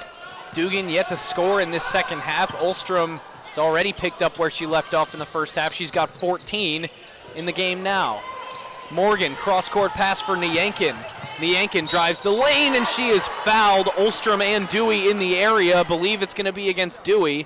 No, it's against Olstrom. Interesting call there. Either way, Niankin headed to the free throw line.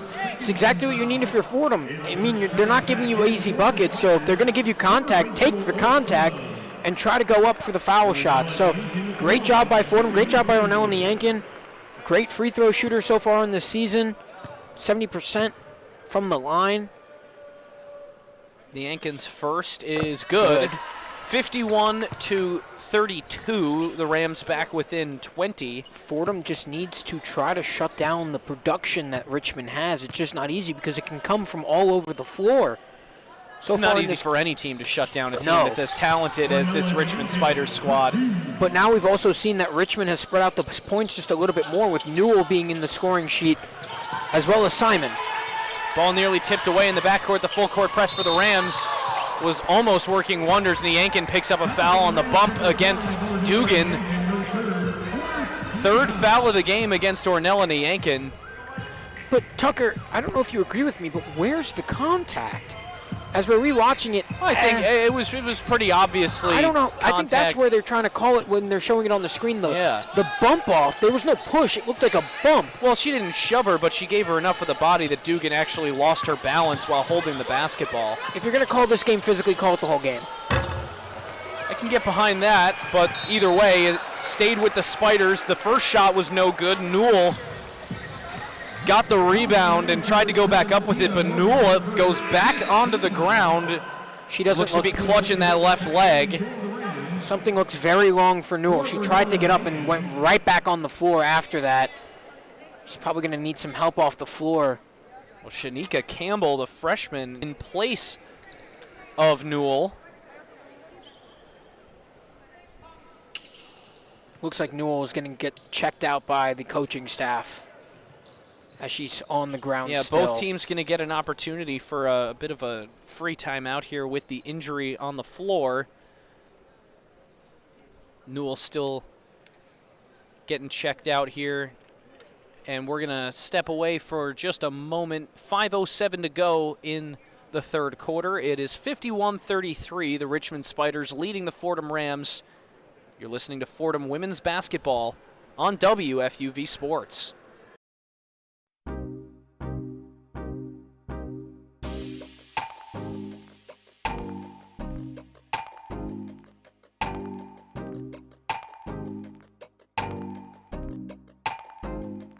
Hi, this is Michael Kay, WFUV class of 1982. WFUV is your home for all things Fordham athletics, with live coverage of Fordham football, Fordham men's and women's basketball, in addition to our Saturday show, One on One. Stay right here on 90.7 FM for all things WFUV Sports.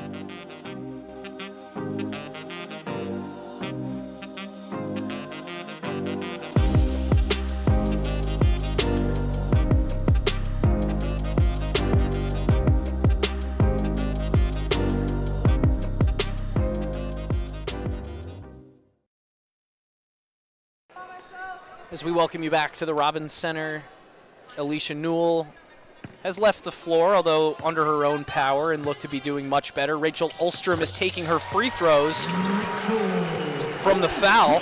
Richmond that back caused the injury, and she hits both. Richmond back up to a 20-point lead as Karen Easley calls chin on the next play.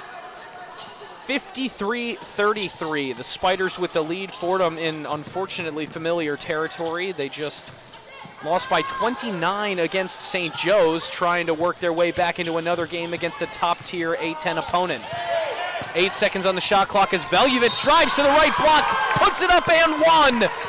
Anastasia Veljevic, the right-handed layup, she'll have a chance at a three-point play. It's 53-35. A tough energy bucket right there for Veljevic. Looks like they might be reviewing that foul call, the officials. We'll see maybe what they say. It's going to be the media timeout here. First stoppage under 5 minutes with a ball out of play. There's going to be a free throw on the other side of this break for Anastasia Veljevic, but a big two there to bring the Rams within a 20-point game. Fordham still trying to claw their way back into this one against the Richmond Spiders. 53-35, 4:46 to go in the third quarter. We're going to take another quick break, but we'll be right back with more Fordham women's basketball on WFUV Sports.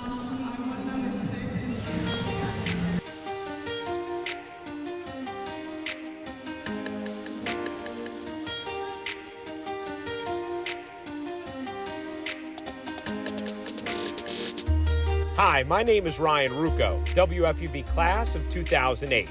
WFUV is your home for all things Fordham athletics, with live coverage of Fordham football, Fordham men's and women's basketball, in addition to our Saturday show, One-on-One. Stay right here on 90.7 FM for all things WFUV sports.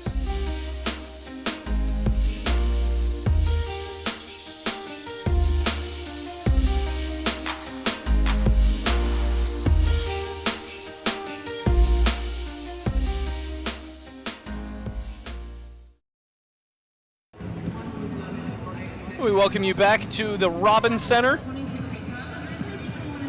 right near downtown Richmond, just about, say, 10 minutes or so by car north of the city, on the northern bank of the James River. Tucker Austin, Fordham women's basketball on the road in the midweek here, still in the middle of Christmas break, but also in the heat of A10 conference play in the 25-26 season. We're on the 2026 side. And the Fordham Rams are trying to get into the win column for the first time in conference play this year, and for the first time in the last two games. On a two-game losing streak to LaSalle and then St. Joe's. Now here on the road against Richmond, they're in a pretty deep hole, but Anastasia Veljevic is about to try and convert a three-point play on the other side of this break. A pretty big three-point play for Fordham. That provides a lot of energy, provides a lot of momentum in the way of the Fordham Rams with an and one. Too bad it had to be during a media timeout, Tucker, because that kind of momentum that you can pull towards the basket is just something that you don't get so often, but very good stuff for Anastasia Veljevic. But I think the most important thing is Fordham getting one in on the conference. It's really difficult, but they've played some really good games against their conference opponents. LaSalle is one that really comes to mind, a lot of it, because of how good they've been, LaSalle, defensively, and how disruptive they are. One of probably the most disruptive teams in all of the A10, but Fordham also one of the most disruptive teams in the A10 in the amount of steals that they have and the defense and the brand of defense that they play. It's just very difficult without your leading scorer, like we've talked about all night, without Alexis Black. But Fordham, in the first half of play, were able to really keep this game down to 9 points. Just Richmond just shows the poise that they have and got up all the way out to 20 as Anastasia Veljevic hits her 3 points from the free throw line.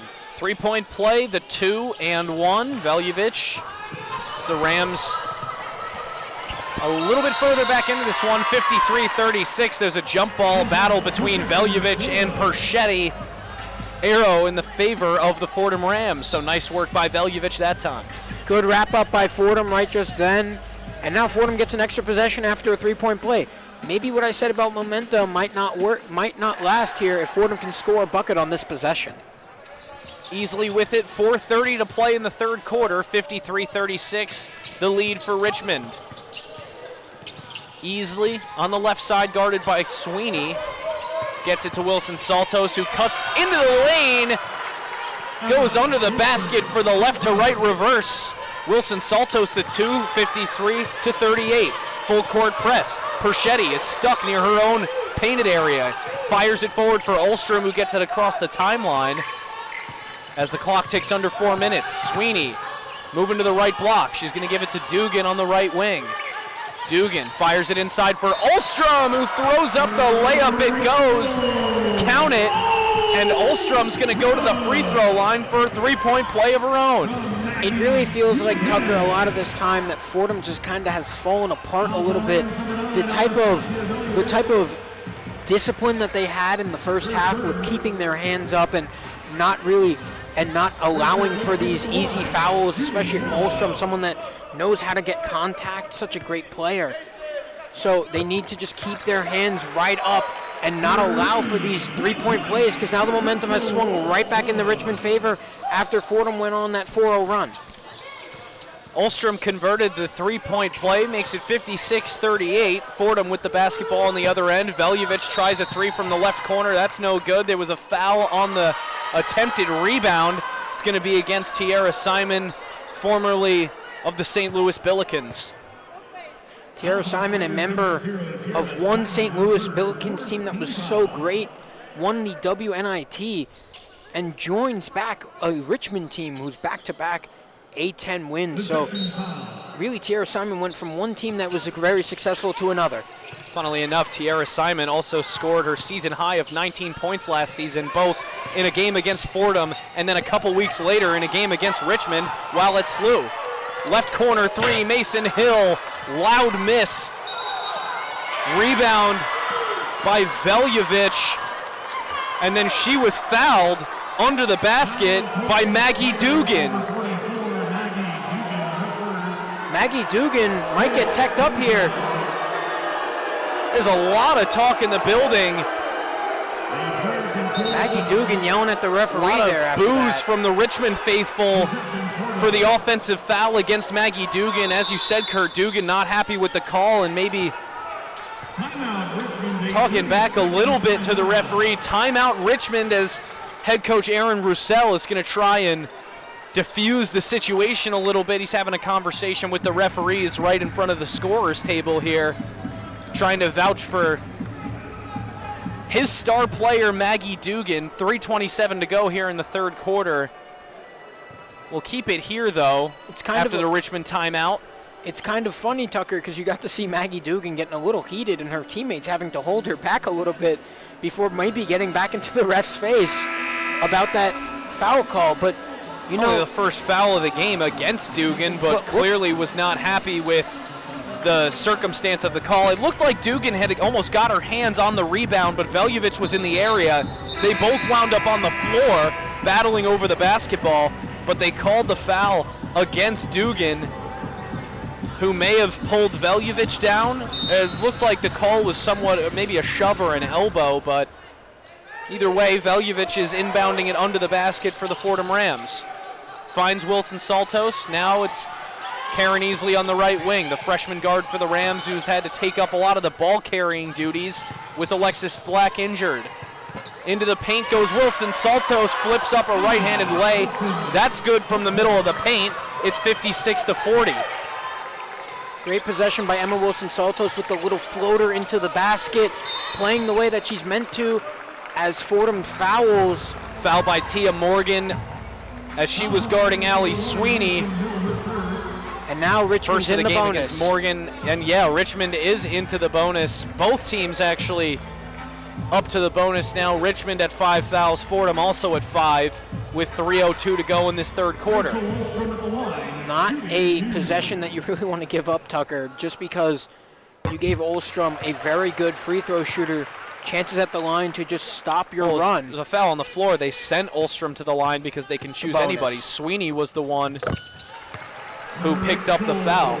You heard how clean that swish was on the mic? Just had to appreciate that for a second. Hill gets it to Easley, right wing. Ease the key. Going to move towards the free throw line. At the left elbow, her pass is tipped away. Now dribble handoff for Easley. Works inside. Puts up the teardrop. It's good. Over the reach of Maggie Dugan, 58-42. And it was a drive to the basket for Simon, but she kicked it out. Now it's Sweeney driving to the right block. Steps through the lane. Reverse layup. Up and under. Allie Sweeney with the sweet touch that time. She makes it 60-42. And puts up a jumper from the right elbow, does Easley. She gets it to go. Karen Easley trying to show that she can score too. 5-5 does not matter against this very much bigger Richmond team. Karen Easley with the poise and athleticism to do it as she fouls Sweeney. And that will be Karen Easley's third foul of the game. Easley made it 60-44, but like you mentioned, Kurt starting to get into foul trouble now. This is not something that you need if you're Fordham. You're just allowing free shots at the line. Once you go on a run, you just stop that. Once you give Richmond, one of the best free throw shooting teams in the entire A10, opportunities at the line. Sweeney to take her free throws, makes the first, 61-44. Richmond still keeping just about a 20-point distance away from the Fordham Rams. Sweeney's second is good after it rolls off the rim. I think I should mention Kurt. It's a funny anecdote. Allie Sweeney, while she was at Sparta High School, actually beat my alma mater, the Pope John Lions, in the county tournament final. It was a tight game at Centenary College, but Sweeney and her Spartans got the W in my last year as a high schooler. Dugan drives the lane for the Spiders, but it's no good on the right-handed layup. Rebounded Omashola. Mason Hill, right wing three. That's no good, but there was a whistle beforehand. Hill stepped on the line, out of bounds, and Kurt, like you mentioned, it's just kind of seemed like an unraveling ever since the end of the first half. The Rams looking really, really sloppy out there as they try to erase a 20-point deficit. Every time that Fordham has the chance to just come back, sloppy mistakes like a travel happen, and then it just stops and gives Richmond another possession. Dugan, who still hasn't scored since the first half. She's been frozen at 16 points. Now it's Simon at the free throw line. Inside to Dugan and right on cue. Maggie Dugan lays it in from the middle of the lane, cutting left to right, and makes it 64-44. An impressive broadcast jinx from my partner Tucker Austin just then. Left corner for Tia Morgan. She'll take it back up to the top of the key. Pass to Hill was tipped away by Rain Wright, but it gets back left wing. Now left corner, Mason Hill's three. No good off front iron. Tipped by Tiara Simon straight to Allie Sweeney, who corrals the rebound. 35 seconds to go in the third quarter, and it's a 20-point lead for the Spiders as Sweeney slows things down. There was 4 Spiders in the paint there to Fordham's 1. Fordham needs to attack the paint more if they're trying to stay into this game and get the extra possessions. Sweeney guarded by Veljovic in the right corner. Throws it all the way into the corner for Dugan, who fires it back up top for Sweeney. Sweeney at the free throw line. Kicks it to Olstrom. Left wing three, no good. Rebound, 7 to go in the third quarter. It's going to be free throws for Richmond, and it's Tiara Simon to take them. Richmond only recently overtaking Fordham in the rebounding battle. 23 rebounds to Fordham's 21. This is a Fordham team that leads the conference in offensive rebounds and is one of the best rebounding teams in the entire country. And to be out-rebounded by your opponent like they have in the last few games is just not something that you want for a Fordham team that is branded on their rebounds and their defense. It's just not something that you normally see from this team. Simon pure on the first free throw. She was 7 of 7 from the stripe on the season coming in, now 8 for 8, and now 9 of 9. 2 for 2 on the trip for Tiara Simon, 66-44. The Spiders in front by 22. Fordham in a similar hole as they were against St. Joe's, but still with a full quarter to play, trying to work back into it. 2 seconds on the clock in the third quarter. A long shot from Tia Morgan from the right wing is no good off front iron. And that's going to do it for 3 quarters of play. 10 minutes to go between the Fordham Rams and the Richmond Spiders, and the Rams with a 22-point gap to try and overcome. Fourth quarter action coming up. We'll be right back after this break. You're listening to Fordham Women's Basketball on WFUV Sports.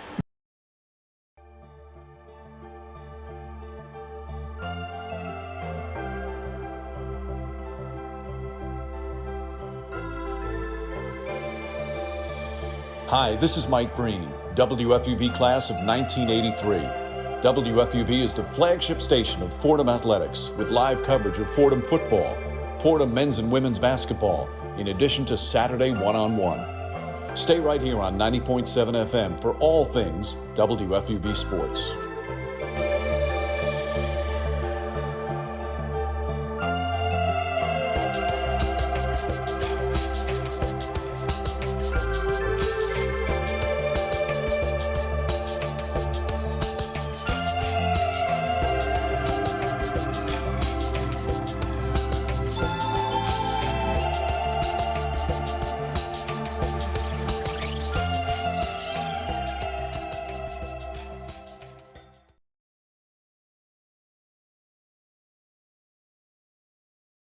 We welcome you back to the Robins Center here in Richmond as a couple of youngsters doing the way too big uniforms challenge.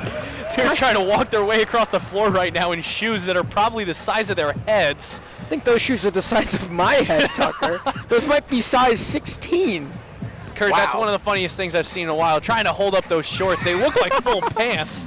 The short legs are as long as their full legs. That's some great stuff right there. They pretty much are full pants. You can call them high waters all you want, but they really can't get them up. Once they cut the high water, it covers their whole body.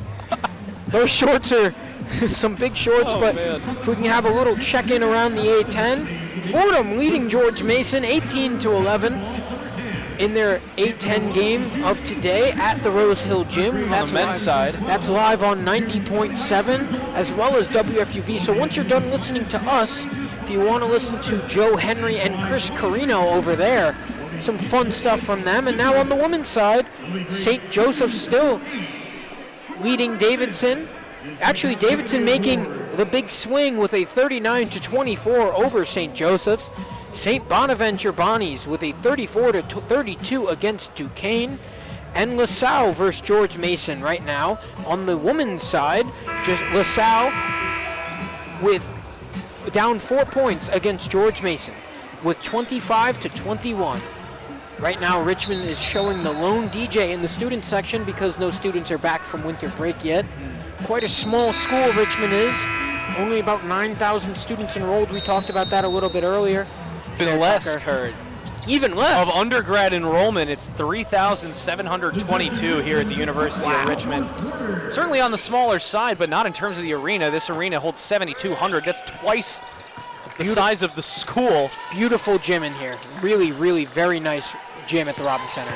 Simon, defender, drives to the right block, pumps the initial layup, but then tries to put it up, and it's going to be a foul against Emma Wilson-Saltos. Tiara Simon going to go to the line here. We're just 12 seconds into the final frame of regulation. 66-44 the lead for the Richmond Spiders over the Fordham Rams. Fordham seeking their first win in conference play. Richmond trying to make their way towards a third consecutive regular season title. They won the A10 tournament in 2024. Last year, though, the outright they fell in the tournament. Lost in the quarterfinals, 50-49, a low-scoring affair against the St. Joseph's Hawks. But then, as we mentioned earlier in this game, they did make the NCAA tournament for a second straight year, got an at-large bid last season, and beat Georgia Tech in the first round. 68-44 after the free throws by Simon. She was good on both. Drive inside by Ornella Niankin. She makes that bucket for the Rams, make it 68-46 now. Fordham going to need to slowly chip away to this lead, and that comes with making Richmond turn the ball over, as well as forcing bad shots and getting the rebound and scoring off of them. Sounds easier than it is, as Oldstrom just hits another three. Oh, a great look in the right corner from Rachel Oldstrom, who's been on fire in this game from pretty much anywhere. She's just 3 of 8 from 3, but she hits that time to make it 71-46. Cross-court bomb from the Yankin gets to Edwards. Bounce pass to Emma Wilson-Saltos, who goes cross-court for Mason Hill. Hill guarded closely by Anisha Scott, her first minutes of the game. Emma Wilson-Saltos after the feed by Hill. In the paint, gets the 2 to go, 71-48. Good breakdown for Fordham right there. Scott, a great pass underneath to find a cutting Shanika Campbell. The freshman-to-freshman combination and a 73-48 lead. Both teams trading blows right now, but one of these teams is up over 20, and Fordham is 48-73. Mason Hill, left corner 3, no good. Rebound, Ornella Niankin contorting her body underneath to both grab the board and then put it back up. 73-50. The Rams starting to click a bit on offense, but still trailing by a bunch. Oldstrom forward for Scott. Scott runs right into a defender. It's Ornella Niankin who took the contact, but they're going to call the foul against Anisha Scott. Those are the possessions you need if you're Fordham right now, Tucker. You get those easy points that Richmond is giving you because they're kind of falling asleep in the paint. And now Fordham's chipping away at the block. It might look a little too big, but Richmond right now allowing Fordham, a team that is so good at these situations where it might look like the hill is just a little too tall, but Fordham has the equipment to climb it. 23-point advantage for the Spiders. The Rams, though, starting to fire on offense in this fourth quarter. 2 minutes gone, 2 and change gone. Wilson-Saltos with it on the left block. Guarded closely. Dribble handoff for Tia Morgan, who's guarded by Oldstrom. Puts up a 3 from the left wing. It's short. Rebounded by Mason Hill, who put it back up, but there's a foul on the floor before the shot by Hill. I don't know if that was called before the shot went up. That's what the refs might be discussing right now as they're talking in the midcourt. That and one would be They're going to take another look to see. It's a foul against Tiara Simon. They're going to take a second look at it to check if Simon committed the foul in the act of shooting by Mason Hill. And so the referee is going to go to the monitor. That would be a huge swing, Tucker, if the referees call this ball over and in, and then Fordham gets that possession chance to make it a three-point play. Fordham needs any possession that they can get at this rate. But a three-point play with the amount of energy that this can allow this team would be pretty big for Fordham. It's just so tough when you wind up in so deep of a hole that the Rams are now in. It was not too bad at the end of the second quarter, down by 9 into the break at halftime. But then Richmond came out and punched Fordham right in the jaw. As you hear right there, the previous play under review. That's the in-stadium mic. That's the same mic that we're getting the sound of the net and the rim and backboard from.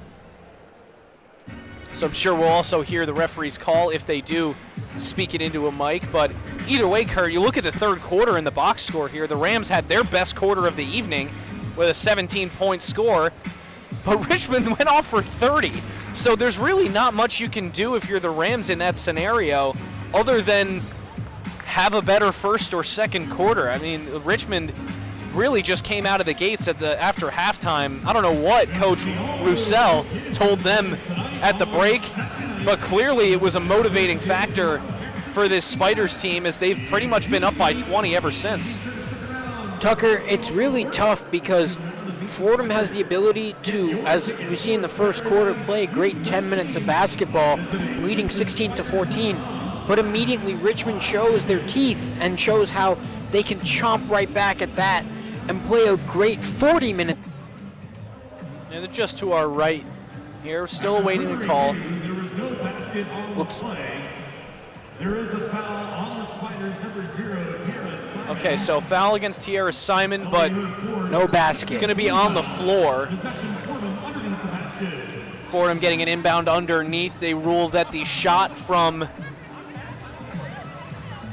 Mason Hill did not come in time. That is before the foul on the floor.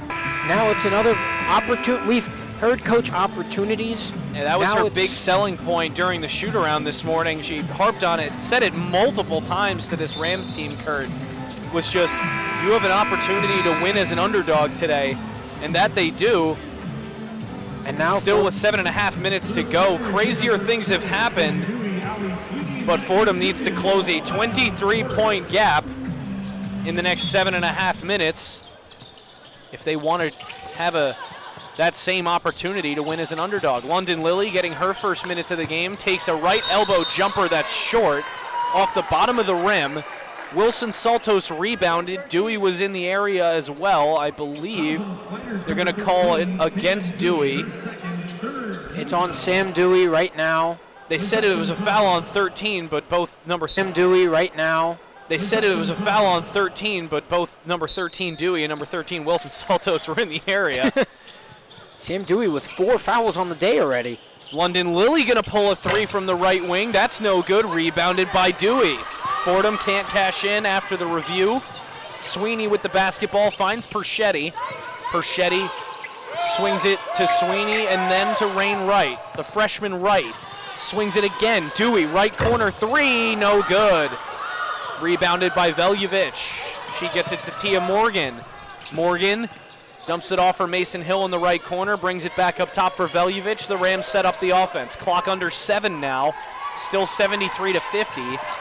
Pass gets away, but it's picked up by Wilson Saltos, poked away from her again. Still looking for an option. It's Mason Hill. 8 seconds on the shot clock. Hill gonna drive, finds Lilly, puts it up, but she's fouled by Dewey. Dewey tried to go straight up and down, but picks up too much contact against London Lilly, and Lilly's gonna shoot 2. That's Sam Dewey's 4th. I was mistaken the last time. Tiara Simon has 4. Now it is 2 Spiders with 4 fouls. That's a pretty big hit for Richmond. Fordham has a great opportunity getting to the line. 14 fouls on the Richmond side. Fordham has been able to get a lot of contact. First free throw good for London Lilly. But Fordham only shooting right now 6 of 9 from the free throw line. Now make that 7 of 10. As Lilly cashes her second one right there. It's a pretty big deal for Fordham. You need to chip away somehow. You just got to get this game down to 20, Tucker, and then maybe get it down to 15.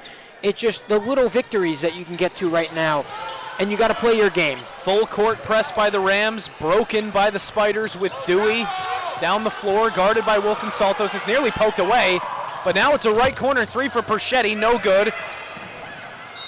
Almost rebounded by Rain Wright, but I think it's last touched by Wright. It's going to be Fordham's basketball. It's a big possession by Fordham.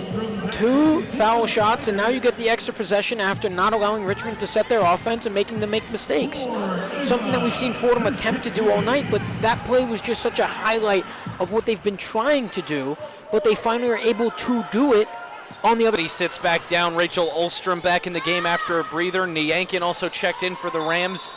London Lilly was giving her a breather. Turnover by the Rams. Karen Easley in the corner, pressured by a defender, loses the basket. Be Allie Sweeney to inbound it. Full court press. Almost all players, now all players in the backcourt. Dugan after the inbound. Double teamed. Now it's Sweeney double teamed.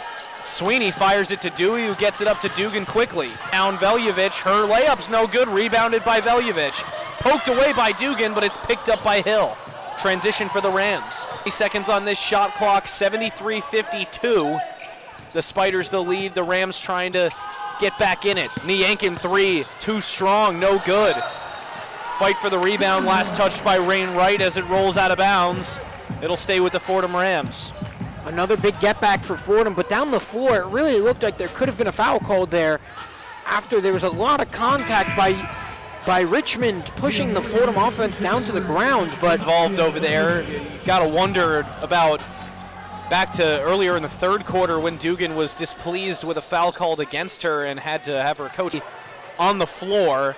It wasn't in the act of shooting. Easley had already come down, but Dewey entered her space. Spiders number 13, Sam Dewey. Seems like they're. Is it going to be on the floor? Not really sure. It's the 5th foul of the quarter against the Spiders, so she'll get shots. They're in the bonus now.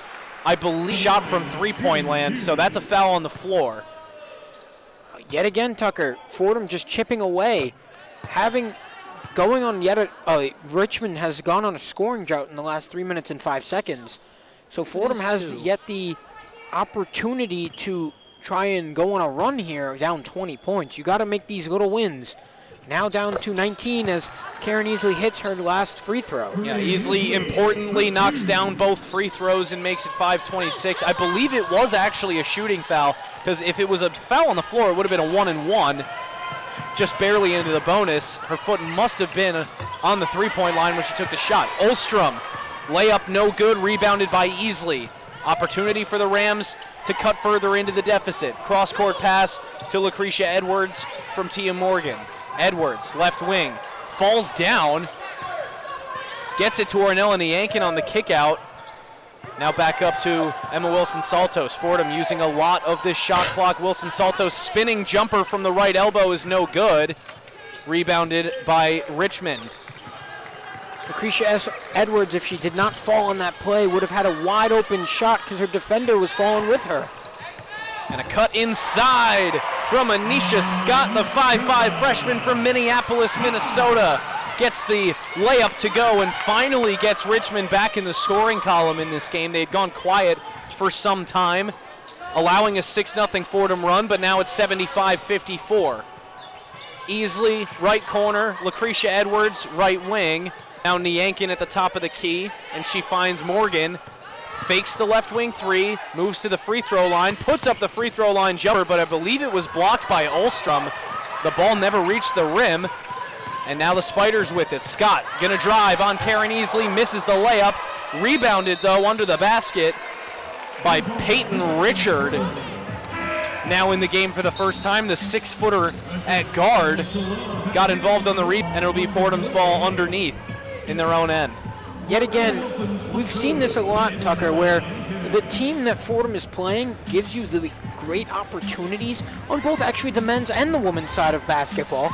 They're giving you the opportunity to come right back into this game.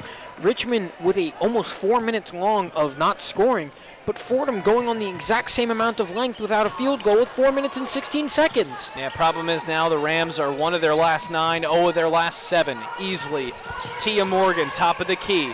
3:40 to go. Easley, left wing three. That's no good off the front of the iron. Rebounded by Anisha Scott. Fordham brings a bit of a press, but then sinks back. 3.5 minutes to go in this fourth quarter. And the Rams still down by 21. Maggie Dugan, right wing. Now it's Richard. Ball down low for Olstrom. Her shot goes straight up in the air, but the rebound is tipped away. Dugan gets a look from the top of the key. That's no good for 3. Another offensive rebound by Dewey. Another wide open look for Dugan is no good. That's a rare one. 2 misses from 3. Wide open for Dugan. You don't see that often. Easley finds Edwards. Left wing 3 is pure. Lucretia Edwards knocks down the 3. The Rams back within 20. It's 75-57. And like you were saying, Kurt, Maggie Dugan is not going to miss that many more, but the Rams will take as many misses as they can get. Wow, Tucker. I had to grab the basketball there for a second. First time the ball hopped the scorer's table. Good hands, Tucker. And I really lost the focus on the call for a second, but I did grab the basketball, so. Hey, I mean, as long as you're grabbing the ball, that's all that counts at the end of the day. You saved the possession for the Rams. Didn't make myself out to be a fool when given the opportunity, Kurt. Top of the key 3, Lucretia Edwards. That is no good. It's rebounded by Anisha Scott. Breaking the press is Scott, and she's at the top of the key. Finds Olstrom. Now swung back up top for Dewey. Dewey, a hot pass to Richard, but she picks it up. Olstrom, top of the key. No good. Off the back iron. Rebounded by Lucretia Edwards. Fordham's got to start capitalizing off these misses. London Lilly a 3, and she hits it in. The foul! Rachel Olstrom picks up the foul. London Lily's going to go to the line for a chance at a 4-point play, and it's a 15-point game, 75-60, 2:16 to go in the fourth. What a shot. What an impressive shot by London Lily. Wow. Hold on now, Kurt. Tucker, I might have been doubtful, but Fordham is on their way back right now. Hold on, because from their poise that they have, and now for Richmond, it's two more members with 4 personal fouls, Simon and Dewey. So that's just even more because 2 of their best players could be out with the foul if they get the whistle next time. So London Lily just has to convert on this 3-point play, on this 4-point play. Right now, a 70% free throw shooter on the year. As she hits it. Big 4-point swing for the Fordham Rams, 75-61. The Rams now in a 14-point deficit. Tiara Simon checks back in with her 4 fouls. Dewey also in with 4 fouls for Richmond. The pendulum has swung back in the Rams' favor on a 13-2 run as Fordham fouls a Richmond. And Mason Hill picks up a foul, but I'm not really sure where that one came from. Didn't seem to be much contact. Maybe Mason Hill stuck a hand in there to stop the fast break, but that seemed like a bit of an odd foul call. It's only the second of the quarter against the Rams, so Fordham certainly can afford it. Inbound to Allie Sweeney, and we restart play again. 2:05 to go in the fourth quarter. The Rams suddenly back to a 14-point deficit after being down as many as 20. Right wing 3, Olstrom is good. Rachel Olstrom, after fouling London Lily, answers the 4-point play with a 3. Other end, driving the lane goes Mason Hill, and it's going to be a foul. 2 shots coming up for Mason Hill. Foul against Tiara Simon, I believe, and that's going to be her 5th. Tiara Simon is done. Tiara Simon comes out of the game now, so that's a pretty big exclusion for Fordham. The Rams really still with a full squad out there. All of Richmond players come over to the bench. Simon's done. They need a player. It's Jada Green, the 6'1 senior, who's going to take off the warm-up shirt and check in for the last minute and 50 in place of Simon. Looks like Coach B might want a delay of game there because of just how long Richmond took, because it was basically a timeout. The whole team went to the backcourt, and Fordham's full team was waiting for Hill to shoot the free throws. She hits the first. It's 78-62, the lead for the Richmond Spiders. Aaron Russelli with a lot of heads-up coaching. I mean, just the ability to, as Fordham misses the free throw and Richmond gets the rebound, heads-up coaching, getting the amount of time that he needs without having to call a free throw, getting to call a play on some free time. Sweeney, double-teamed, gets it to Rain Wright. Wright guarded by Hill. Cross-court pass, Olstrom. Olstrom finds Dewey. Dewey back to Sweeney, left wing. Sweeney trying to drive the lane. She picks up a foul called against Tia Morgan. Though I believe the call came against Karen Easley, but I thought Tia Morgan was the one who was on. It was on Sweeney, Karen Easley. But the foul does come against Easley. It's Easley's 4th of the game. So Easley now one off taking a seat. Should be mentioned, Rachel Olstrom now up to 27 points. Although Olstrom and Sweeney both are going to take a seat for the rest of this game. Richmond looks to have emptied a portion of their bench. That's Olstrom's season high right now. All of Dugan, Olstrom, and Sweeney, the three-headed monster, all sitting. Now with 1:28 to go. Olstrom, yeah, you mentioned it. Season high 27 on 9 of 18 from the floor. 4 of 10 from 3 and 5 of 5 from the stripe. What a performance from Rachel Olstrom. Drive into the lane from Rain Wright. Her layup is good. Well, 80-62, and that just about puts the dagger in this one for the Fordham Rams if it wasn't already. 1:10 to go. Well, Tucker, you talked about trying to make someone else beat you, and Olstrom was that person that beat you. 27 points. Edwards hits a 3. LaQuisha Edwards hits a 3 there, but Olstrom was the one that beat you, 27 points. Dugan had 18 points. She had 16 at half. It's only 2 points in the rest of the second half. And a steal there by Lucretia Edwards, but it's regained by Dewey. Sam Dewey gonna also go to the free throw line now after the foul by Lucretia Edwards.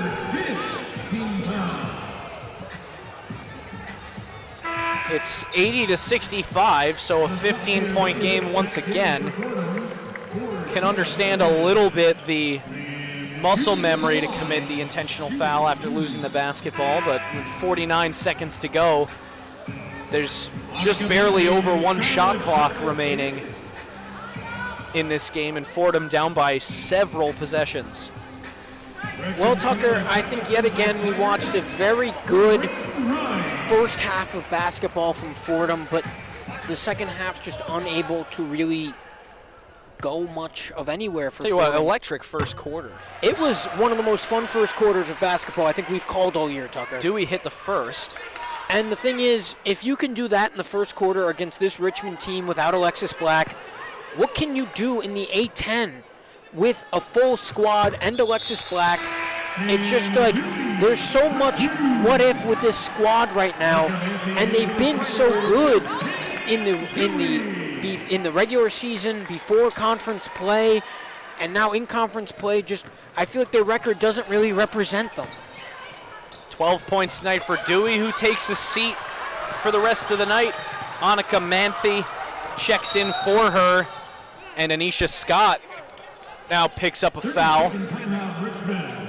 I believe London Lilly is going to pick up the foul there. No, they're called a timeout. Richmond called a timeout. Oh, no, a timeout called by the Spiders. It looks like it was the Spiders who called it. They were pressured in their own end trying to get the ball out. So they will call timeout and move the ball up the floor using the timeout. 82-65, the lead for the Richmond Spiders. It's all but a formality in the last 38.7 this evening. Although still 25 seconds on this shot clock, so there will be at least one more possession after this one for Richmond. 38 seconds left, and Fordham trying to still play a lot of great defense as a foul was called. Away from the basketball. The ball had not even been inbounded yet. Lilly picks up a foul, and that is going to send Richmond to the free throw line here. Both teams in the bonus. To add just some more points to Richmond's total with 38. Not even a second melted off the clock there because Richmond was unable to inbound the ball. It's not quite Richmond's highest scoring game of the season, as Aisha Scott misses her first free throw. First one misses. Richmond scored as many as 84 in a win against William and Mary earlier this season, a rivalry win against William and Mary. Now their total at 83. Left corner three, Edwards, no good. Rebound, Jada Green. And she's going to be intentionally fouled, or maybe looking for the timeout. Actually, a jump ball.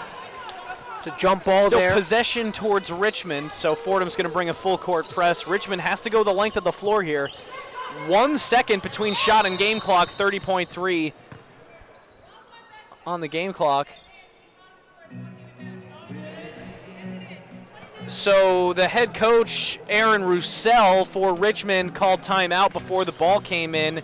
Don't know if you heard it on the broadcast, but Coach Bridgette Mitchell said no, he didn't. No, not the timeout there. It's about that the ball might be going back in the direction of Fordham is what I heard from the referee there. I thought I heard back to the baseline. I'm not sure. I think that was quite a strange Either way, referee call Richmond did there. get credited with a timeout. So there you go. The Spiders called timeout. They're just going to redo the inbound underneath, but making sure no time came off the clock. Shot clock reads 29. Game clock reads 30.7.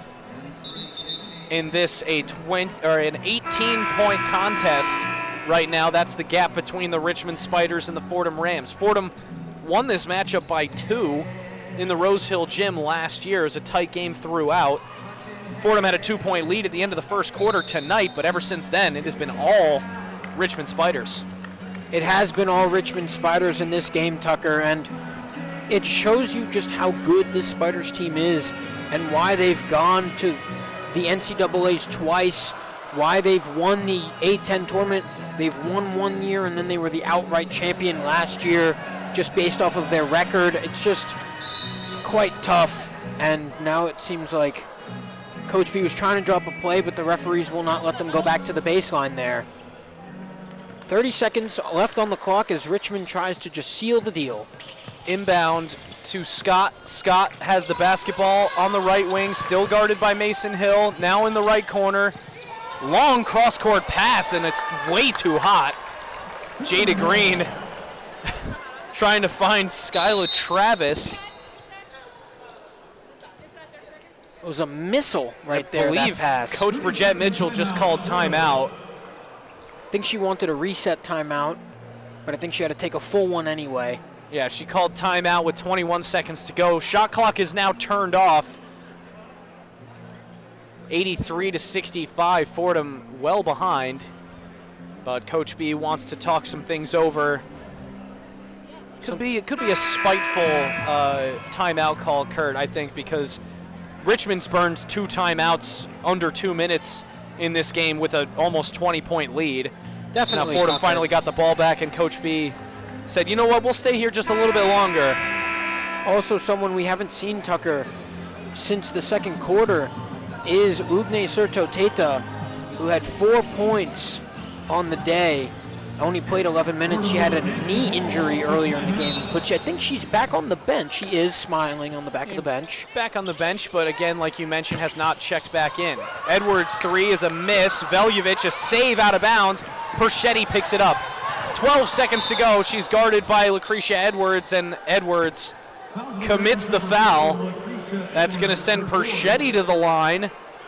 Perschetti with a chance to score to both tie and then take the lead for Richmond in terms of highest scoring games of the season. As I mentioned before, highest scoring game for the Spiders this year was an 84-point performance at William & Mary. As well as Perchetti's first points on the day as she scores her first. First one's good. That ties the season high as a team for scoring. It'll be a second to possibly break, and she misses. Tipped out of bounds by Travis, and it's Fordham's ball. 10.7. Anisha Scott is going to continue to play defense in the backcourt. Referee looking to the sideline, actually looking at the scorer's table, wants some clarification. It's quite strange how much time really has not... For how much time is left, Kurt, we've spent an awful lot of time doing a whole lot of nothing. It feels like that, Tucker, where it's been random timeouts called by Richmond and then just nothing at the end, too. Response from Fordham, but either way, 7 seconds to go now. 84-65. Mason Hill, step back, a 3 is blocked. Blocked by Skyla Travis, and that's going to do it. The horn sounds in the final. A 19-point defeat for the Rams at the hands of the Richmond Spiders. 84-65 the final as the players shake hands in the middle between us. The Spiders led by a 27-point outburst, a season high from Rachel Ulstrom, and by an 18-point performance from Maggie Dugan, a double-double for Maggie Dugan, 18 points, 10 rebounds. Meanwhile, for the Rams, 2 players in double digits. It was Ornella Nyankin, 12 points, leading the team in scoring, 6 rebounds to her name and a pair of assists. For Karen Easley, 10 points, 2 rebounds, 4 assists. Also picked up 4 fouls and nearly fouled out of this one. But outside of that, no other Ram in double digits. Mason Hill had 9 points, but went 3 of 12 from the floor and 2 of 7 from 3. A rough shooting day. Rough shooting all around from the Fordham Rams, aside from a 12 for 16 mark at the stripe. But that didn't eclipse a Richmond team that went 18 for 22 at the free throw line. The Rams out-rebounded by Richmond, out-assisted by Richmond, out-fouled the Spiders, but only managed to have 1 fewer turnover than the Richmond Spiders. But I gotta say, Kurt, after that first quarter, Richmond took the controls and ran away with them. They really did take the controls and run away from them, Tucker, and it's really difficult when you're playing against many all A10 people that are on this squad for the Richmond Spiders. I mean, at the end of the day, yet not an excuse. A lot of these teams, I mean, there's a lot of chemistry for the Richmond Spiders as well. Fordham just unable to punch back. I mean, you never know what would have happened if Alexis Black was here, but she's not here. And these are the kind of games where you gain that chemistry when Alexis Black might not be here and when you can't rely on Alexis Black. And that's something that you need if you're Fordham, to figure out a way to push through and see over the hill that you have made for yourself right now. And this Fordham team has been able to handle adversity very well. They've done it all season, but yet again, just unable to finish an entire 40-minute game. And Fordham drops to an 0-4 conference record. And Tucker, I don't know about you, but to me, this Rams team does not feel like a team that should be 0-4 in the conference. If these games swung back in a different direction, other than St. Joseph's, because that game kind of was a runaway train in the second half the entire time, but if these games really ran in a different direction, this Fordham team should be 3-1. They should be the exact same as the Richmond Spiders right now. They should be at one of the top presences in the A10. They are just unable to convert, and that is just the issue that has been happening every single game for Fordham. And will we see a difference as this next time comes up?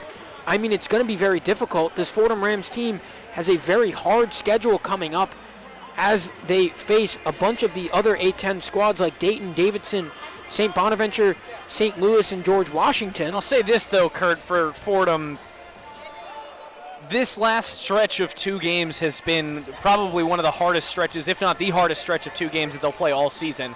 Joe's and Richmond. Their next game is going to be Saturday, January 10th at 2 p.m. in the Rose Hill Gym against the Dayton Flyers, like you said, but really it's there's more light on the end of this tunnel than dark. The Fordham Rams coming out into the rest of the schedule, there's a much better sprinkling of teams that are better in the conference this year and worse in the conference as well. Fordham's got 2 games against the Bonnies down the line. They do play Rhode Island twice, which should be an interesting test. A tough sledding there. But either way, the Rams going to be in action next against Dayton at home on Saturday at 2 p.m. Richmond's next game is also going to be on the 10th. Also at home, they stay here in Richmond to face off with the Davidson Wildcats at 6 p.m. The Rams dropped to 8-7 overall, 1 game above 500, and like Kurt said, 0-4 to start A10 play. The Spiders improved to 13-4, 3-1 in the conference. But that is just about going to wrap things up for us. Once again, from the Robins Center in Richmond, Virginia, the final between the Richmond Spiders and the Fordham Rams in women's basketball on this Wednesday evening. 84-65, the Richmond Spiders get the win. And for my colleague Kurt Sippel, I have been Tucker Austin saying so long, and we'll see you next time. You've been listening to Fordham Women's Basketball, a production of WFUV Sports.